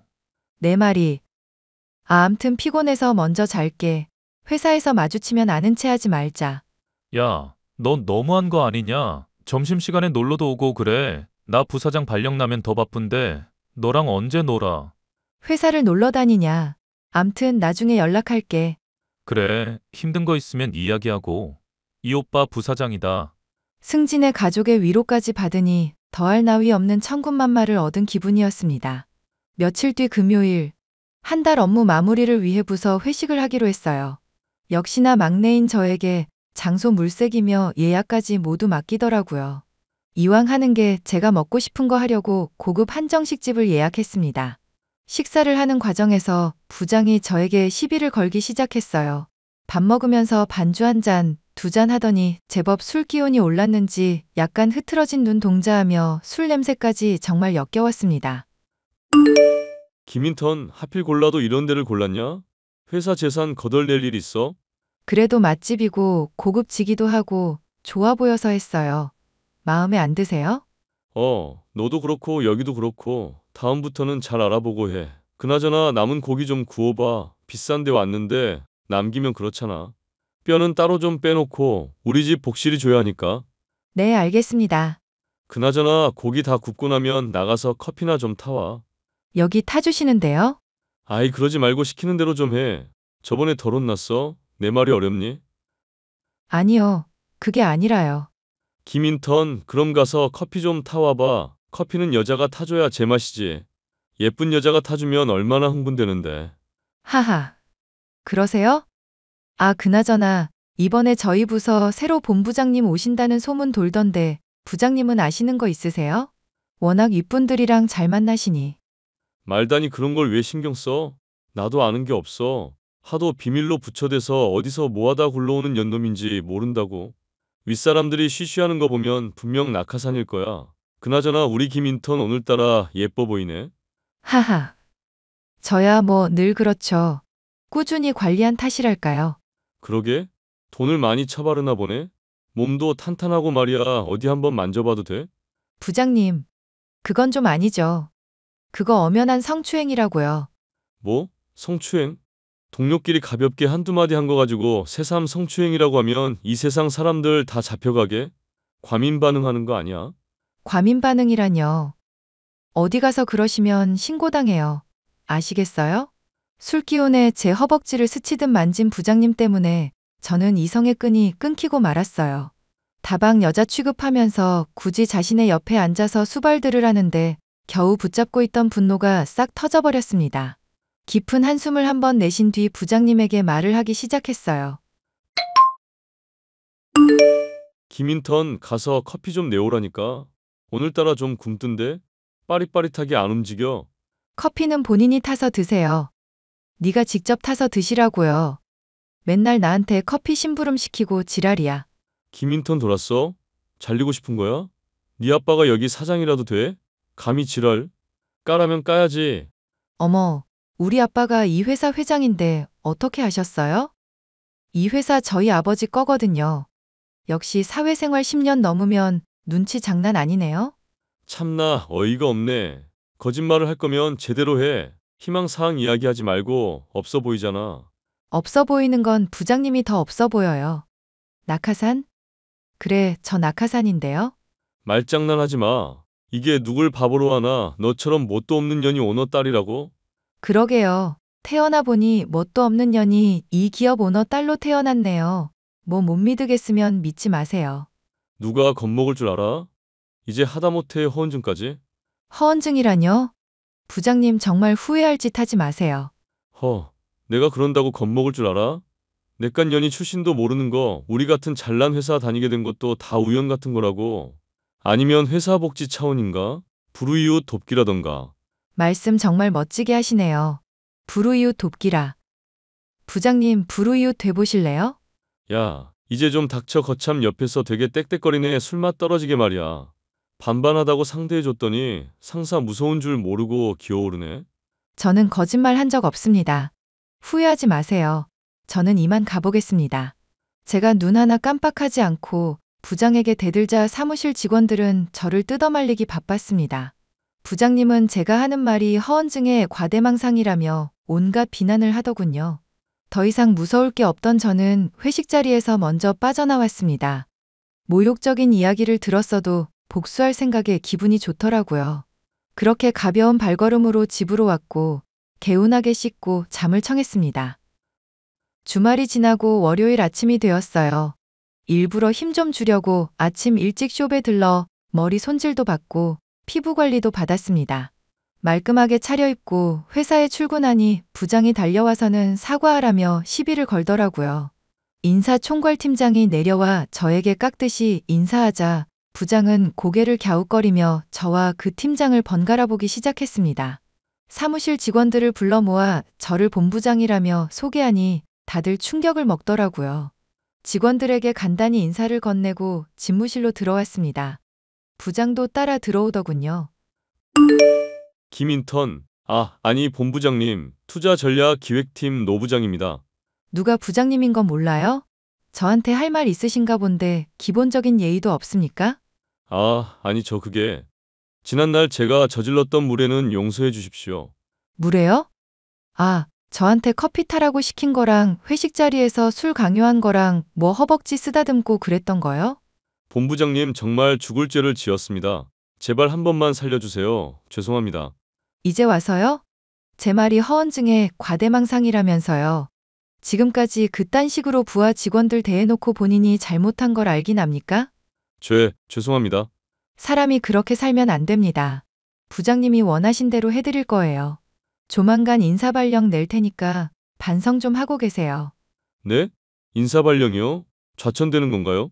잘 모르겠습니다. 부장님이랑 더 이상 할 말 없으니 그만 나가주세요. 그리고 면담 신청은 정식 절차 거쳐서 하시고요. 10년 넘게 근무하신 분이 경우도 없이 이게 무슨 짓인지 그만 나가세요. 너무하신 거 아닙니까? 이거 직권남용이라고요. 이보세요. 노 부장님, 지금 사태 파악 안 되세요? 사태 파악이요? 내가 이럴 줄 알았어. 굽신거리니까 만만해 보였냐? 지금 말 놓으시는 겁니까? 어째 잘 숙인다 했더니 역시나 진짜 뉘우치긴 글렀네요. 먼저 말 깠으니까 나도 깝니다. 뭐? 야, 너 지금 본부장이라고 유세 부리는 거야 뭐야? 너 내가 고발하면 뭐가지야? 이봐, 노 부장. 내가 너보다 나이 어려도 엄연히 직장 상사야. 말은 가려서 하지? 그래, 나 낙하산 맞아. 우리 아빠 이 회사 회장이고 난 보다시피 본부장으로 있고. 근데 적당히 하랄 때 적당히 하는 게 좋을 거야. 아예 잘리고 싶지 않으면 말이야. 내가 인사팀에 고발해서 너 먼저 끌어내릴 거야. 한번 해보시던가. 사람들이 말 안 해주더나? 당신 이미 이미지 바닥 찍었거든. 뭐? 아무튼 그런 줄 알고 미리 짐 싸두고 있어. 더 이상 깝죽거리지 말고. 며칠 뒤 부서 회의 시간에 저는 그동안 모은 증거와 여러 사람들의 증언을 바탕으로 부장을 공개 처형해버렸습니다. 워낙 소문이 안 좋아서 벼르고 있던 사람들이 한둘이 아니었더군요. 인사팀에서도 눈여겨보고 있었다는 걸 뒤늦게 알고는 제가 가진 증거를 제출했고 지방의 공장장 자리로 좌천시켜버렸어요. 일부 직원들은 너무 과한 처사 아니냐며 불만을 토로하기도 했지만 금방 수긍했습니다. 아니, 이게 어떻게 된 거야? 아, 본부장님 설명 좀 부탁드립니다. 저도 좀 놀랐습니다. 새로 오는 본부장님이 김인턴일 줄은. 제가 말했죠? 사실 말하긴 부끄럽지만 노 부장 말처럼 저 낙하산 맞아요. 그래도 밑바닥부터 배워야 한다고 말단 사원부터 시작했네요. 아버지 뜻이 그래서. 미리 말씀드리지 못해서 죄송해요. 아버지? 아버지가 누굽니까? 회장님이요. 헉, 본부장님 그냥 빈말로 하셨던 게 아니었군요. 아, 왜 갑자기 존댓말이에요? 평소 하던 것처럼 해요. 우리끼리 있을 땐 말씀 편하게 하세요. 어떻게 그래요? 직급도 높으시고 회장님 자제분인데. 그동안 저희가 무례를 범했던 건 아닌가 걱정이네요. 아, 과장님까지 왜 그러세요? 그냥 전처럼 편하게 대해주세요. 안 그러면 저 삐집니다. 아, 알겠어. 우리도 당황스러워서 그래. 와, 인생 역전. 아, 역전이 아니구나. 아무튼 앞으로 잘 부탁드려요. 직책이 직책이니만큼 해야 할 일도 많아지고 차라리 사원일 때가 나았네요. 무슨 검토할 서류가 이렇게 많은지. 저희가 부지런히 도와드릴게요. 너무 걱정하지 마세요. 역시 대리님, 조만간 저희끼리 식사 한번 해요. 본부장 된 기념으로 한턱 쏩니다. 2년 뒤 저는 부서원들의 도움으로 열심히 본부장 직책을 마무리하고 전무 직책으로 승진했어요. 전무실로 가면서 대리님과 과장님을 연봉 2배로 올려주며 개인 비서로 스카우트했습니다. 그리고 곧 결혼 예정이에요. 누구냐고요? 바로 제 옆에서 온갖 투정을 다 받아주던 이 대리 말입니다. 사촌 오빠와 함께 경영 수업을 받으며 바쁜 나날을 보내고 있지만 이제야 저다운 인생을 사는 것 같아 마음이 놓여요. 세상을 살다 보니 별의별 일이 다 있다지만 직장의 노부장 같은 암적인 존재들은 꼭 있더라고요. 많은 사람들이 잘릴까봐, 다른 불이익을 당할까봐 이러지도 저러지도 못하는 경우가 많다고 합니다. 제가 언젠가 아버지의 회사를 물려받아 진정한 오너가 되면 모두가 평등하고 함께할 수 있는 회사를 만들 거예요. 또 다른 꿈을 꾸며 매일을 열심히 살려고 노력하겠습니다. 제 사연은 여기까지고요. 긴 사연 들어주셔서 감사합니다.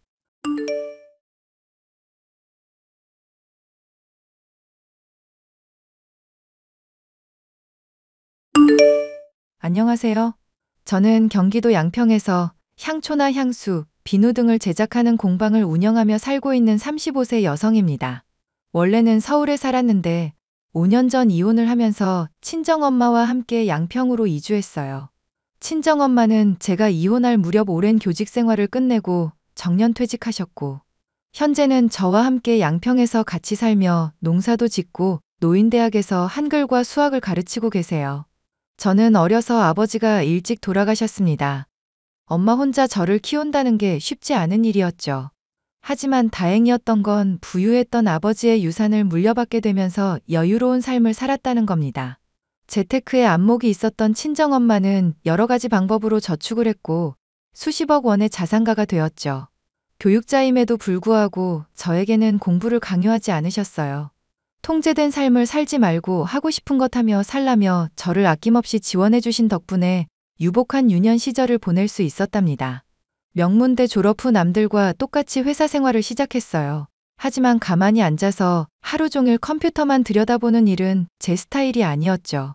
스트레스 해소에 좋은 게 없나 탐색을 하던 중 우연히 접하게 된 아로마 테라피에 빠져 공방 창업을 계획하게 되었죠. 남들은 저보고 무모하다 했지만 제가 원하는 꿈이 생긴 이상 그 꿈을 쫓아가기 위해 부단히도 노력해야 했습니다. 지원아, 너는 멀쩡하게 다니던 직장을 왜 갑자기 그만둔 거야? 사실 나 하고 싶은 게 생겼어. 이렇게 가만히 앉아있는 건 공부했던 걸로 충분하다고. 내 인생이 너무 지루해. 도대체 무슨 일인데 그래? 모든 일에는 다 절차가 있는 법이야. 회사 생활도 이제 적응 좀 하나 싶었는데 갑자기 그만두니까 엄마는 좀 당황스럽다. 미리 말하지 못해서 미안해, 엄마. 됐어. 네 인생인데 내가 뭐라 해서 될 일이었으면 진작에 욕이라도 했겠지. 근데 네가 하고 싶은 일이 뭐야? 사실 회사 관두기 전에 취미 좀 붙여보려고 캔들 공예 수업을 들었거든? 아로마 캔들이라고. 아, 그 향초? 응, 만들어 보니까 재밌고 이게 하면 할수록 묘한 매력이 있더라. 나중에 나이 들어서도 내가 할 수 있는 일인 것 같아서 한번 도전해 보려고. 도전하는 건 좋은 일이야. 어차피 한 번 사는 인생 뭐 있어? 하고 싶은 거 다 하면서 살아. 정말? 허락해 주는 거야? 내가 허락하고 말고가 어디 있어. 네가 원하면 하면 되는 거지. 인생 한 번뿐이다. 기회 있을 때 잡아. 엄마 그렇게 말해줘서 정말 고마워. 역시 우리 엄마 짱. 나도 하나밖에 없는 우리 딸이 행복하다면 그만이야. 엄마가 얼마든지 지원해 줄 테니까 어디 가서 기죽지 말고 원하는 거 다 하면서 살아. 그럼 엄마는 모임 있어서 이따가 저녁에 보자. 알겠어요. 들어가요. 그렇게 다니던 회사를 그만두고 아로마 테라피, 조향사, 캔들 등 여러 가지 자격증을 취득하며 본격적인 준비를 하게 되었습니다.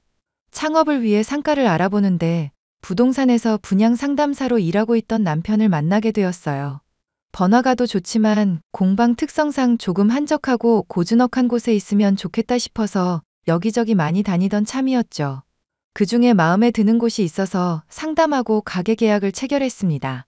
새로 지어진 건물이어서 그런지 시설도 좋고 주변 아파트 단지들이 많아서 접근성이 좋은 최적의 장소였죠. 남편이 처음으로 몇 천만 원 수수료를 받았다며 가게에 커피를 사들고 온 걸 시작으로 연애를 하게 되었습니다.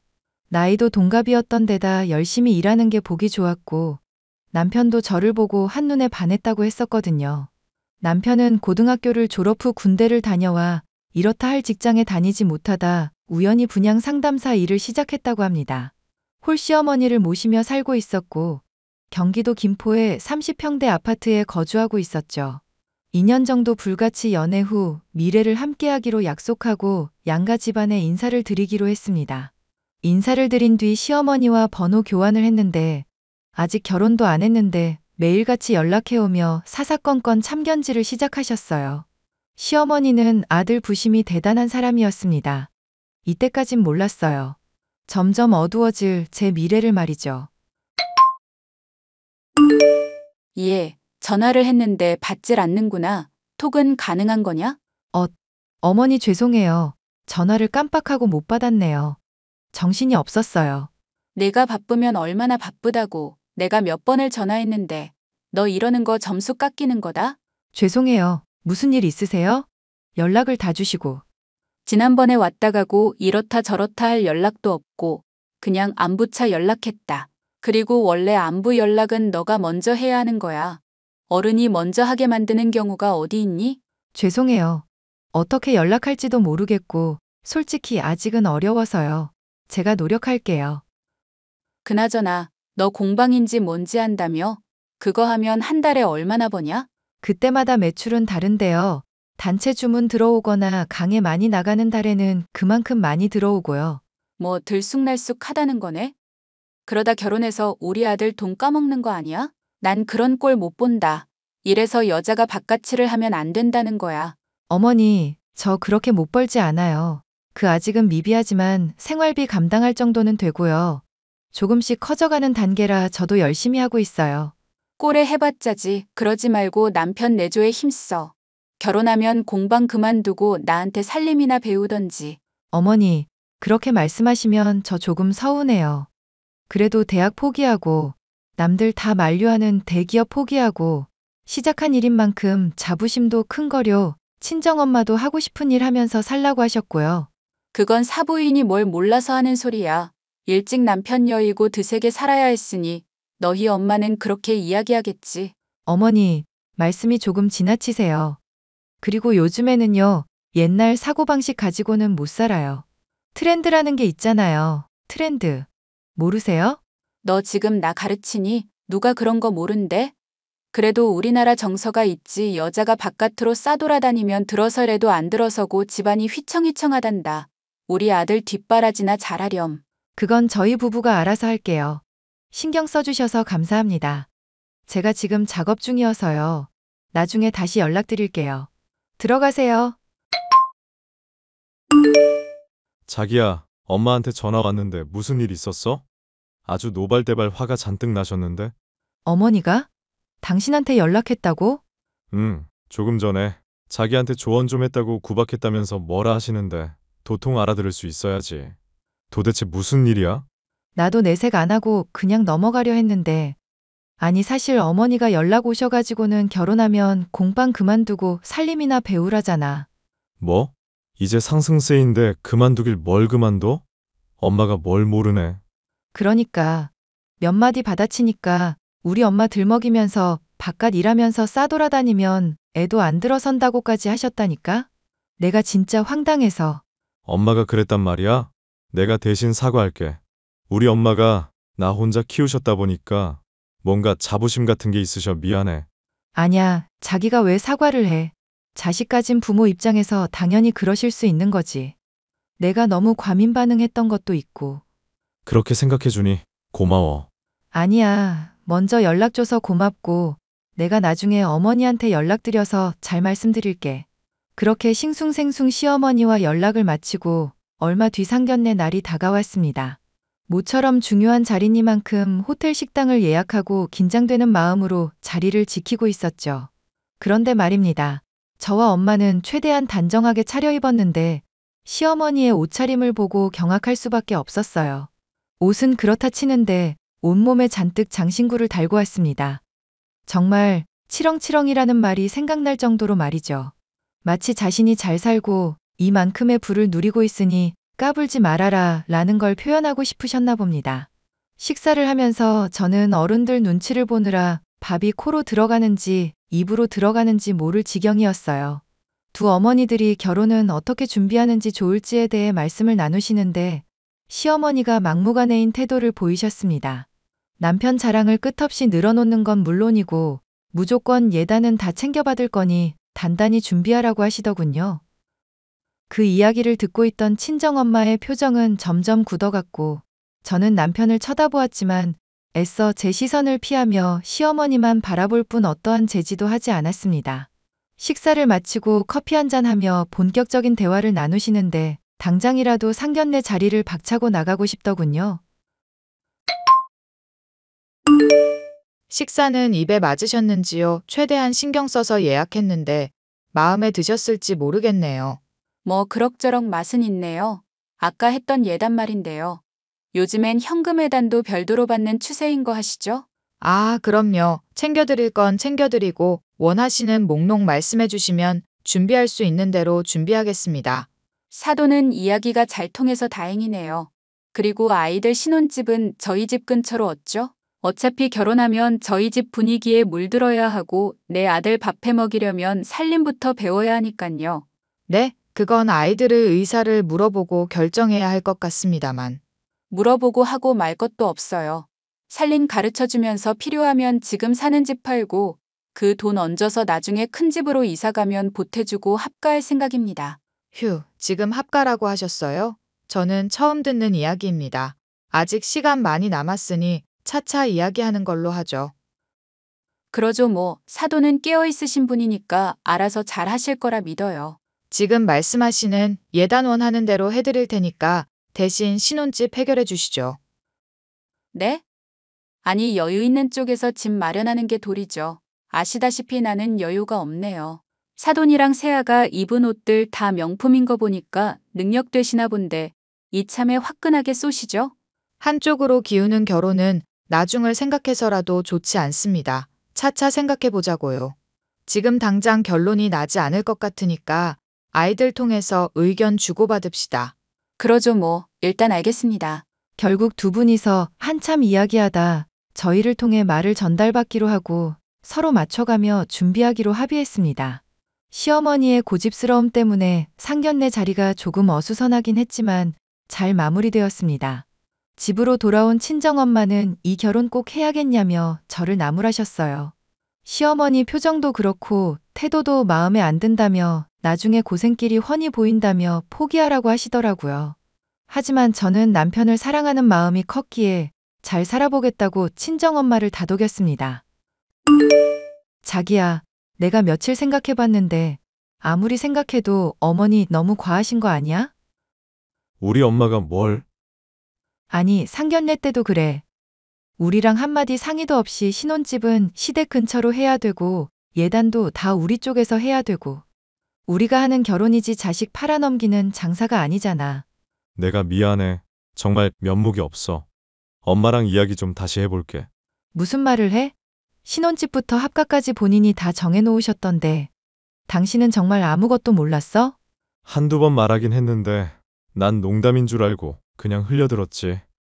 그리고 말은 할 수 있는 거잖아. 마리 씨가 된다는 거 몰라? 지난번에 나 공방 그만두고 쌀림 배우라고 하셨을 때부터 알아봤어. 어쩜 그렇게 막무가내셔? 그렇다고 말을 그렇게 해? 다른 사람도 아니고 우리 엄마야. 당신 시어머니 될 사람이라고. 우리 엄마가 지금까지 고생했으니까 여유 있는 며느리 만나서 팔자 좀 펴보려고 한 소리 하신 거지 뭐. 그냥 웃어넘기면 되지. 이게 웃어넘길 일이야? 다른 것도 아니고 결혼 문제야. 나도 당신이랑 이렇게 싸우기 싫어. 그건 나도 마찬가지거든. 그런데 이런 식이면 난 결혼 못해. 당신이 약속하면 몰라도.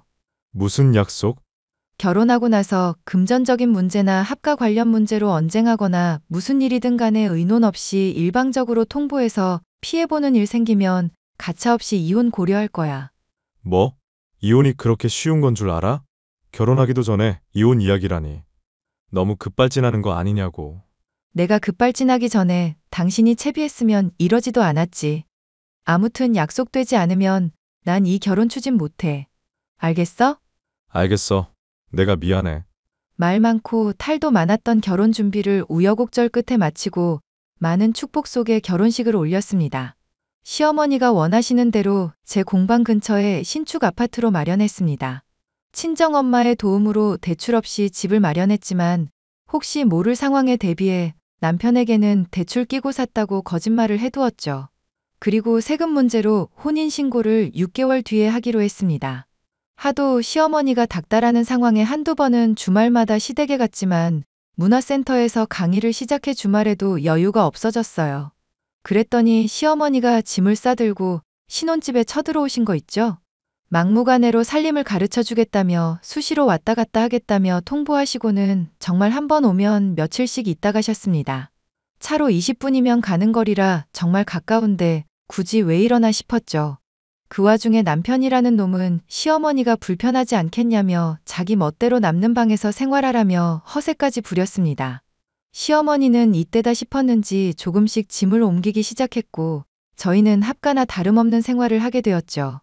새벽부터 일어나 시어머니의 밥상을 차리는 건 물론 늦게 퇴근해도 밥을 차려드려야 했고 온갖 뒤치다꺼리를 해야 했답니다. 신혼집은 친정엄마가 제 명의로 해주신 집인데 남편과 시어머니가 마음대로 구는 모습에 결국 참던 화가 폭발하고 말았죠. 남편과 심하게 다투게 되었고 시어머니는 그런 저를 나무라며 노발대발하셨어요. 하늘 같은 남편을 모시고 살아도 모자란데 어디서 소리치냐며 잔뜩 혼을 내시고는 제 뺨까지 때렸습니다. 제가 맞고 아무것도 하지 못하고 멍하니 서 있자 놀란 남편은 시어머니를 뜯어말렸고 시어머니는 시댁으로 가셨어요. 남편은 며칠 동안 제 눈치를 보며 살았습니다. 제가 아무 말도 하지 않고 있어도 없는 취급을 해버렸거든요. 하지만 금세 화해하고는 예전과 같은 사이로 지냈어요. 다음 주에 우리 엄마 환갑인 거 알지? 뭐 해드릴지 고민인데. 아, 맞다. 장모님 환갑이시지? 호텔 식당 예약해서 밥 먹고 용돈도 적당히 드리면 되지 않을까? 아, 그것도 좋겠다. 생각해둔 곳 있어? 프리미엄 호텔 어때? 조금 가격대가 있긴 한데 날도 날이니만큼 모시고 한번 다녀오자. 가만 생각해보니까 용돈을 따로 드리기보다 이번에 친구들이랑 여행 가신다는데 여행 비용을 좀 보태드릴까? 그래, 그것도 좋은 방법이지. 그럼 내가 호텔 예약할게. 요즘 자기가 연애할 때처럼 잘해줘서 내가 기분이 좋네. 이렇게 우리 엄마 생일도 신경 써주고. 당연히 사위로서 해야 할 일이지. 다른 사람도 아니고 장모님인데. 안 그래? 그렇게 생각해줘서 고마워. 나도 어머니 생신 때 좋은 거 하나 해드려야겠다. 그럼 고맙지. 일단 나 일하는 중이니까 예약하고 알려줄게. 이따 집에서 봐. 얘, 너 이번에 너네 엄마 생일에 호텔 식당 가서 밥 먹기로 했다며? 네 엄마는 곧 죽을 양반이 무슨 환갑잔치를 한다니? 네? 지금 뭐라고 하셨어요? 그리고 잔치 안 하고 그냥 식사만 하기로 했어요. 어머니도 그날 같이 가세요. 됐다 얘. 난 어디 가서 그렇게 돈 헤프게 안 쓰고 다녀. 그거 다 우리 아들이 힘들게 번 돈으로 하는 거 아니냐? 아니에요, 어머니. 제 돈으로 하는 거고요. 그이는 꽃다발 하나 사오기로 했어요. 그게 그거지 뭐. 어휴, 그럴 돈 있으면 사위 사업자금이나 대주지 쯧쯧. 네 엄마 참 이기적이다. 어머니, 그런 거 아니라니까요. 잔치는 무슨 잔치예요. 어디서 무슨 이야기를 들으셨는지 모르겠지만 그냥 간단한 식사 자리예요. 어디서 말대꾸야. 내 시어머니는 지금 혼자 밥 먹고 있는데 누구는 호텔 식당에서 밥 먹고 아주 세상 꼴 잘 돌아간다. 그러니까 그날 어머니도 같이 가시자니깐요. 왜 이렇게 제 말을 안 들어주시는 건데요?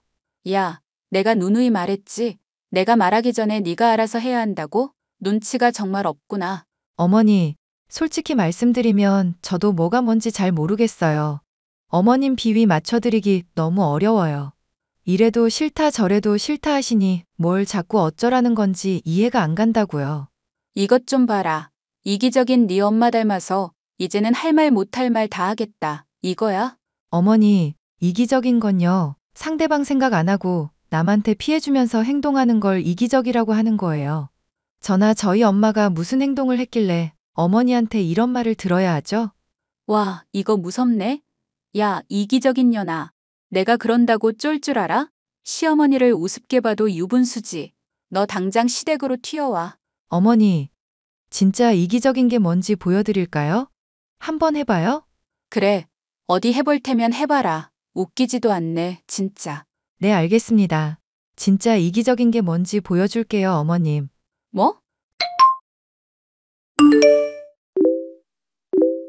자기야, 내가 참아야 해? 아, 또 무슨 일이야? 어머님이 다짜고짜 연락하셔서 자기는 혼자 밥 먹는데 엄마 생일에 호텔 식당 간다고 나한테 엄청 뭐라 하셨어. 곧 죽을 사람이 무슨 환갑잔치냐시던데? 이게 정상적인 사고로 할 말이야? 아니, 말을 왜 그렇게 해? 엄마가 서운해서 그러셨나 보지. 당신이 너무 예민하게 받아들이는 거 아니야? 저걸 보고도 그런 말이 나와? 산 사람 보고 곧 죽을 사람이라느니 무슨 말을 그따위로 하시냐고. 그리고 호텔 식당 같이 가자고 말씀드리니까 제대로 대답도 않고 나한테 뭐라 하시기나 하는데 내가 뭘 더 이야기해야 하는데? 아, 제발 성격 좀 죽이고 살자. 나도 이제는 지친다 지쳐. 엄마나 당신이나 제발 성격 좀 고쳐라. 아, 어이없네. 이럴 거면 당신 멋대로 살지 왜 나랑 결혼했어? 뭐? 무슨 소리를 하는 거야? 알아듣게 이야기해. 솔직히 당신 어머님 편만 들고 내가 어머님 잘잘못 따지면 화내잖아. 아니, 그럼 너는 며느리가 엄마 욕하는데 가만히 듣고 경청해야 돼? 뭐 어이구 그랬어? 이러면서 맞장구 쳐줘야 하냐고.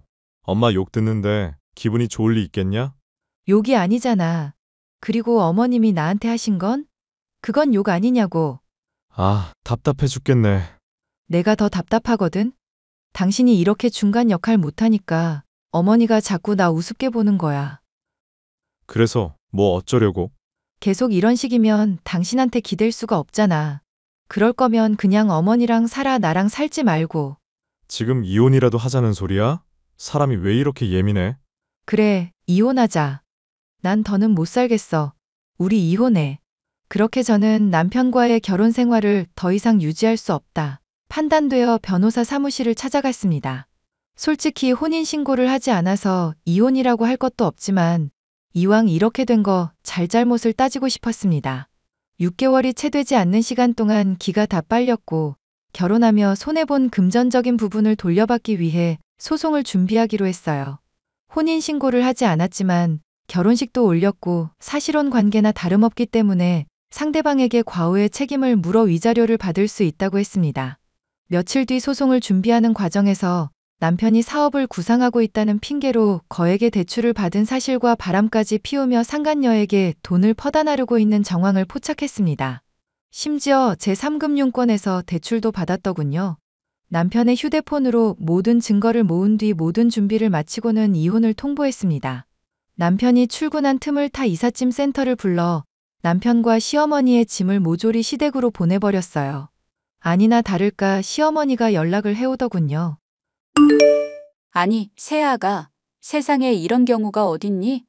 부부 싸움을 좀 했기로서니 이따위로 행동하라고 누가 가르쳤어. 너 친정에서 이렇게 가르치던. 아, 말씀 잘하셨어요. 저 엄마한테 배운 거 써먹는 중인데요. 제가 받은 만큼 돌려주려고요. 뭐? 너 지금 그게 무슨 소리야? 우리 아들 집에서 발 뻗고 편하게 사는 주제에. 너 지금 당장 튀어와. 제가 왜요? 왜 그래야 하는 거죠? 우리 아들 집이요? 여기 제 이름으로 된 제 집이에요. 그럴 리가 없는데? 그럴 리가 없긴요. 대출 껴서 샀다고 뭐 그런 거 들으신 모양인데 그이 돈 들어간 거 하나도 없고요. 대출 없이 저희 엄마가 사준 제 집이에요. 아시겠어요? 하, 참나. 야, 너 재산 분할해야 하는 거 알지? 예금이고 뭐고 절반 내놔. 재산 분할이요? 오히려 제가 받아도 모자란데 감히 어디서 재산 분할을 운우네요? 이혼하면 당연히 재산 분할해야지. 뭣도 모르는 년이. 기억 안 나세요? 저희 세금 문제로 혼인신고 나중에 하기로 한 거. 즉, 지금 혼인신고 안 되어 있다고요. 사실혼 관계이긴 하지만 오히려 제가 퍼다 날은 돈이 아마 더 많을 거예요. 그거 되돌려 받으려고 청구 소송 거는데 어머니 감당하실 수 있어요? 지금 저한테 이러실 때가 아닐 텐데? 야, 너 지금 소송이라고 했어? 꼭 그렇게까지 해야 해? 네, 이렇게 해야겠네요. 유책 사유는 그이가 전적으로 가지고 있어서요. 지금 같은 회사 여직원이랑 바람도 피우고 아주 살판났나 보던데요. 내가 시원찮으니까 바깥으로 눈 돌리는 거다. 네가 집안일 배우고 내조에만 힘썼어 봐. 다른 여자들한테 눈 돌리고 다니나. 그리고 어머니도 유책 사유래요. 뻑하면 신혼집에 쳐들어와서 이거 해라 저거 해라 스트레스 다 주고. 고부 갈등이 왜 생기는 줄 아세요? 자기 아들만 잘난 줄 알고 며느리 미워해서 시세 마느라 생긴 거래요. 참나. 그럼 귀한 아들 꼬셔서 나한테 뺏어갔는데 네가 죄인이지. 평생을 끼고 살았는데 하루아침에 뺏긴 기분을 네가 알아? 아, 그러셨어요? 그러니까 두 분이서 오순도순 살게 도와드릴 테니까 여생 함께 잘 사세요. 뭐? 이럴 순 없어. 나랑 이야기 좀 해. 더 이상 할 말 없어요. 한 번만 더 연락하면 경찰에 신고하고 그나마 선물해준 외제차랑 현금에단 다 돌려받을 거니까 닥치고 사세요. 아, 아니, 아가야. 그렇게 남편이 매일같이 찾아와 무릎 꿇고 비는 탓에 소송은 취하하기로 했습니다. 말끔히 짐을 챙겨서 나가는 조건으로 원만한 합의를 했고 대신 상간녀 소송을 진행했죠. 상간녀로부터 3천만 원의 보상금을 받게 되었고 그동안 여기저기 대출을 받은 남편은 외도 사실이 소문나 회사에서 권고사직을 당하는 바람에 실업자가 돼버렸습니다. 2억 원이 넘는 빚을 갚아야 했고 가지고 있던 외제차, 시댁을 팔아 겨우 절반을 갚았다고 하네요. 막노동이나 아르바이트를 전전하며 달에 200이 넘는 빚을 갚고 있다는데 제가 알기론 월급이 250 정도밖에 안 되는 걸로 알아요. 이후에도 시어머니가 도와달라며 친정집까지 찾아왔으나 저는 매몰차게 행동했습니다. 법원에 접근 금지, 통신 제한도 걸어버렸어요. 신혼집도 대충 정리하고 부동산에 내놓아 버렸습니다. 그 뒤로 서울에서의 생활을 청산하고 친정엄마와 함께 양평으로 이사를 했답니다. 공방은 홍보도 하고 점차 입소문을 타게 되면서 월 매출 1,000만 원 가까이 벌게 되며 조금씩 성장해 나가고 있습니다. 기업 강의도 나가고 플리마켓도 하고 협회 초빙 강사로도 활동하게 되면서 앞으로는 더욱더 승승장구할 예정이고요. 이혼이랄 것도 없지만 이별의 아픔을 어느 정도 극복하면 마음 맞는 좋은 사람도 생겼으면 좋겠네요. 제 기막힌 이혼 사연은 여기까지입니다. 어떠셨나요? 사람이란 무릎 가진 것에 욕심내지 말고 주어진 상황에 맞춰 살아야 한다는데 뱁새가 황새 쫓다 가랑이 찢어진 꼴이 되고 말았네요. 저도 항상 겸손한 마음으로 사람들에게 베풀며 인생을 살아가 볼까 합니다. 이런 제 사연에 공감이 되셨다면 응원의 댓글 부탁드리겠습니다.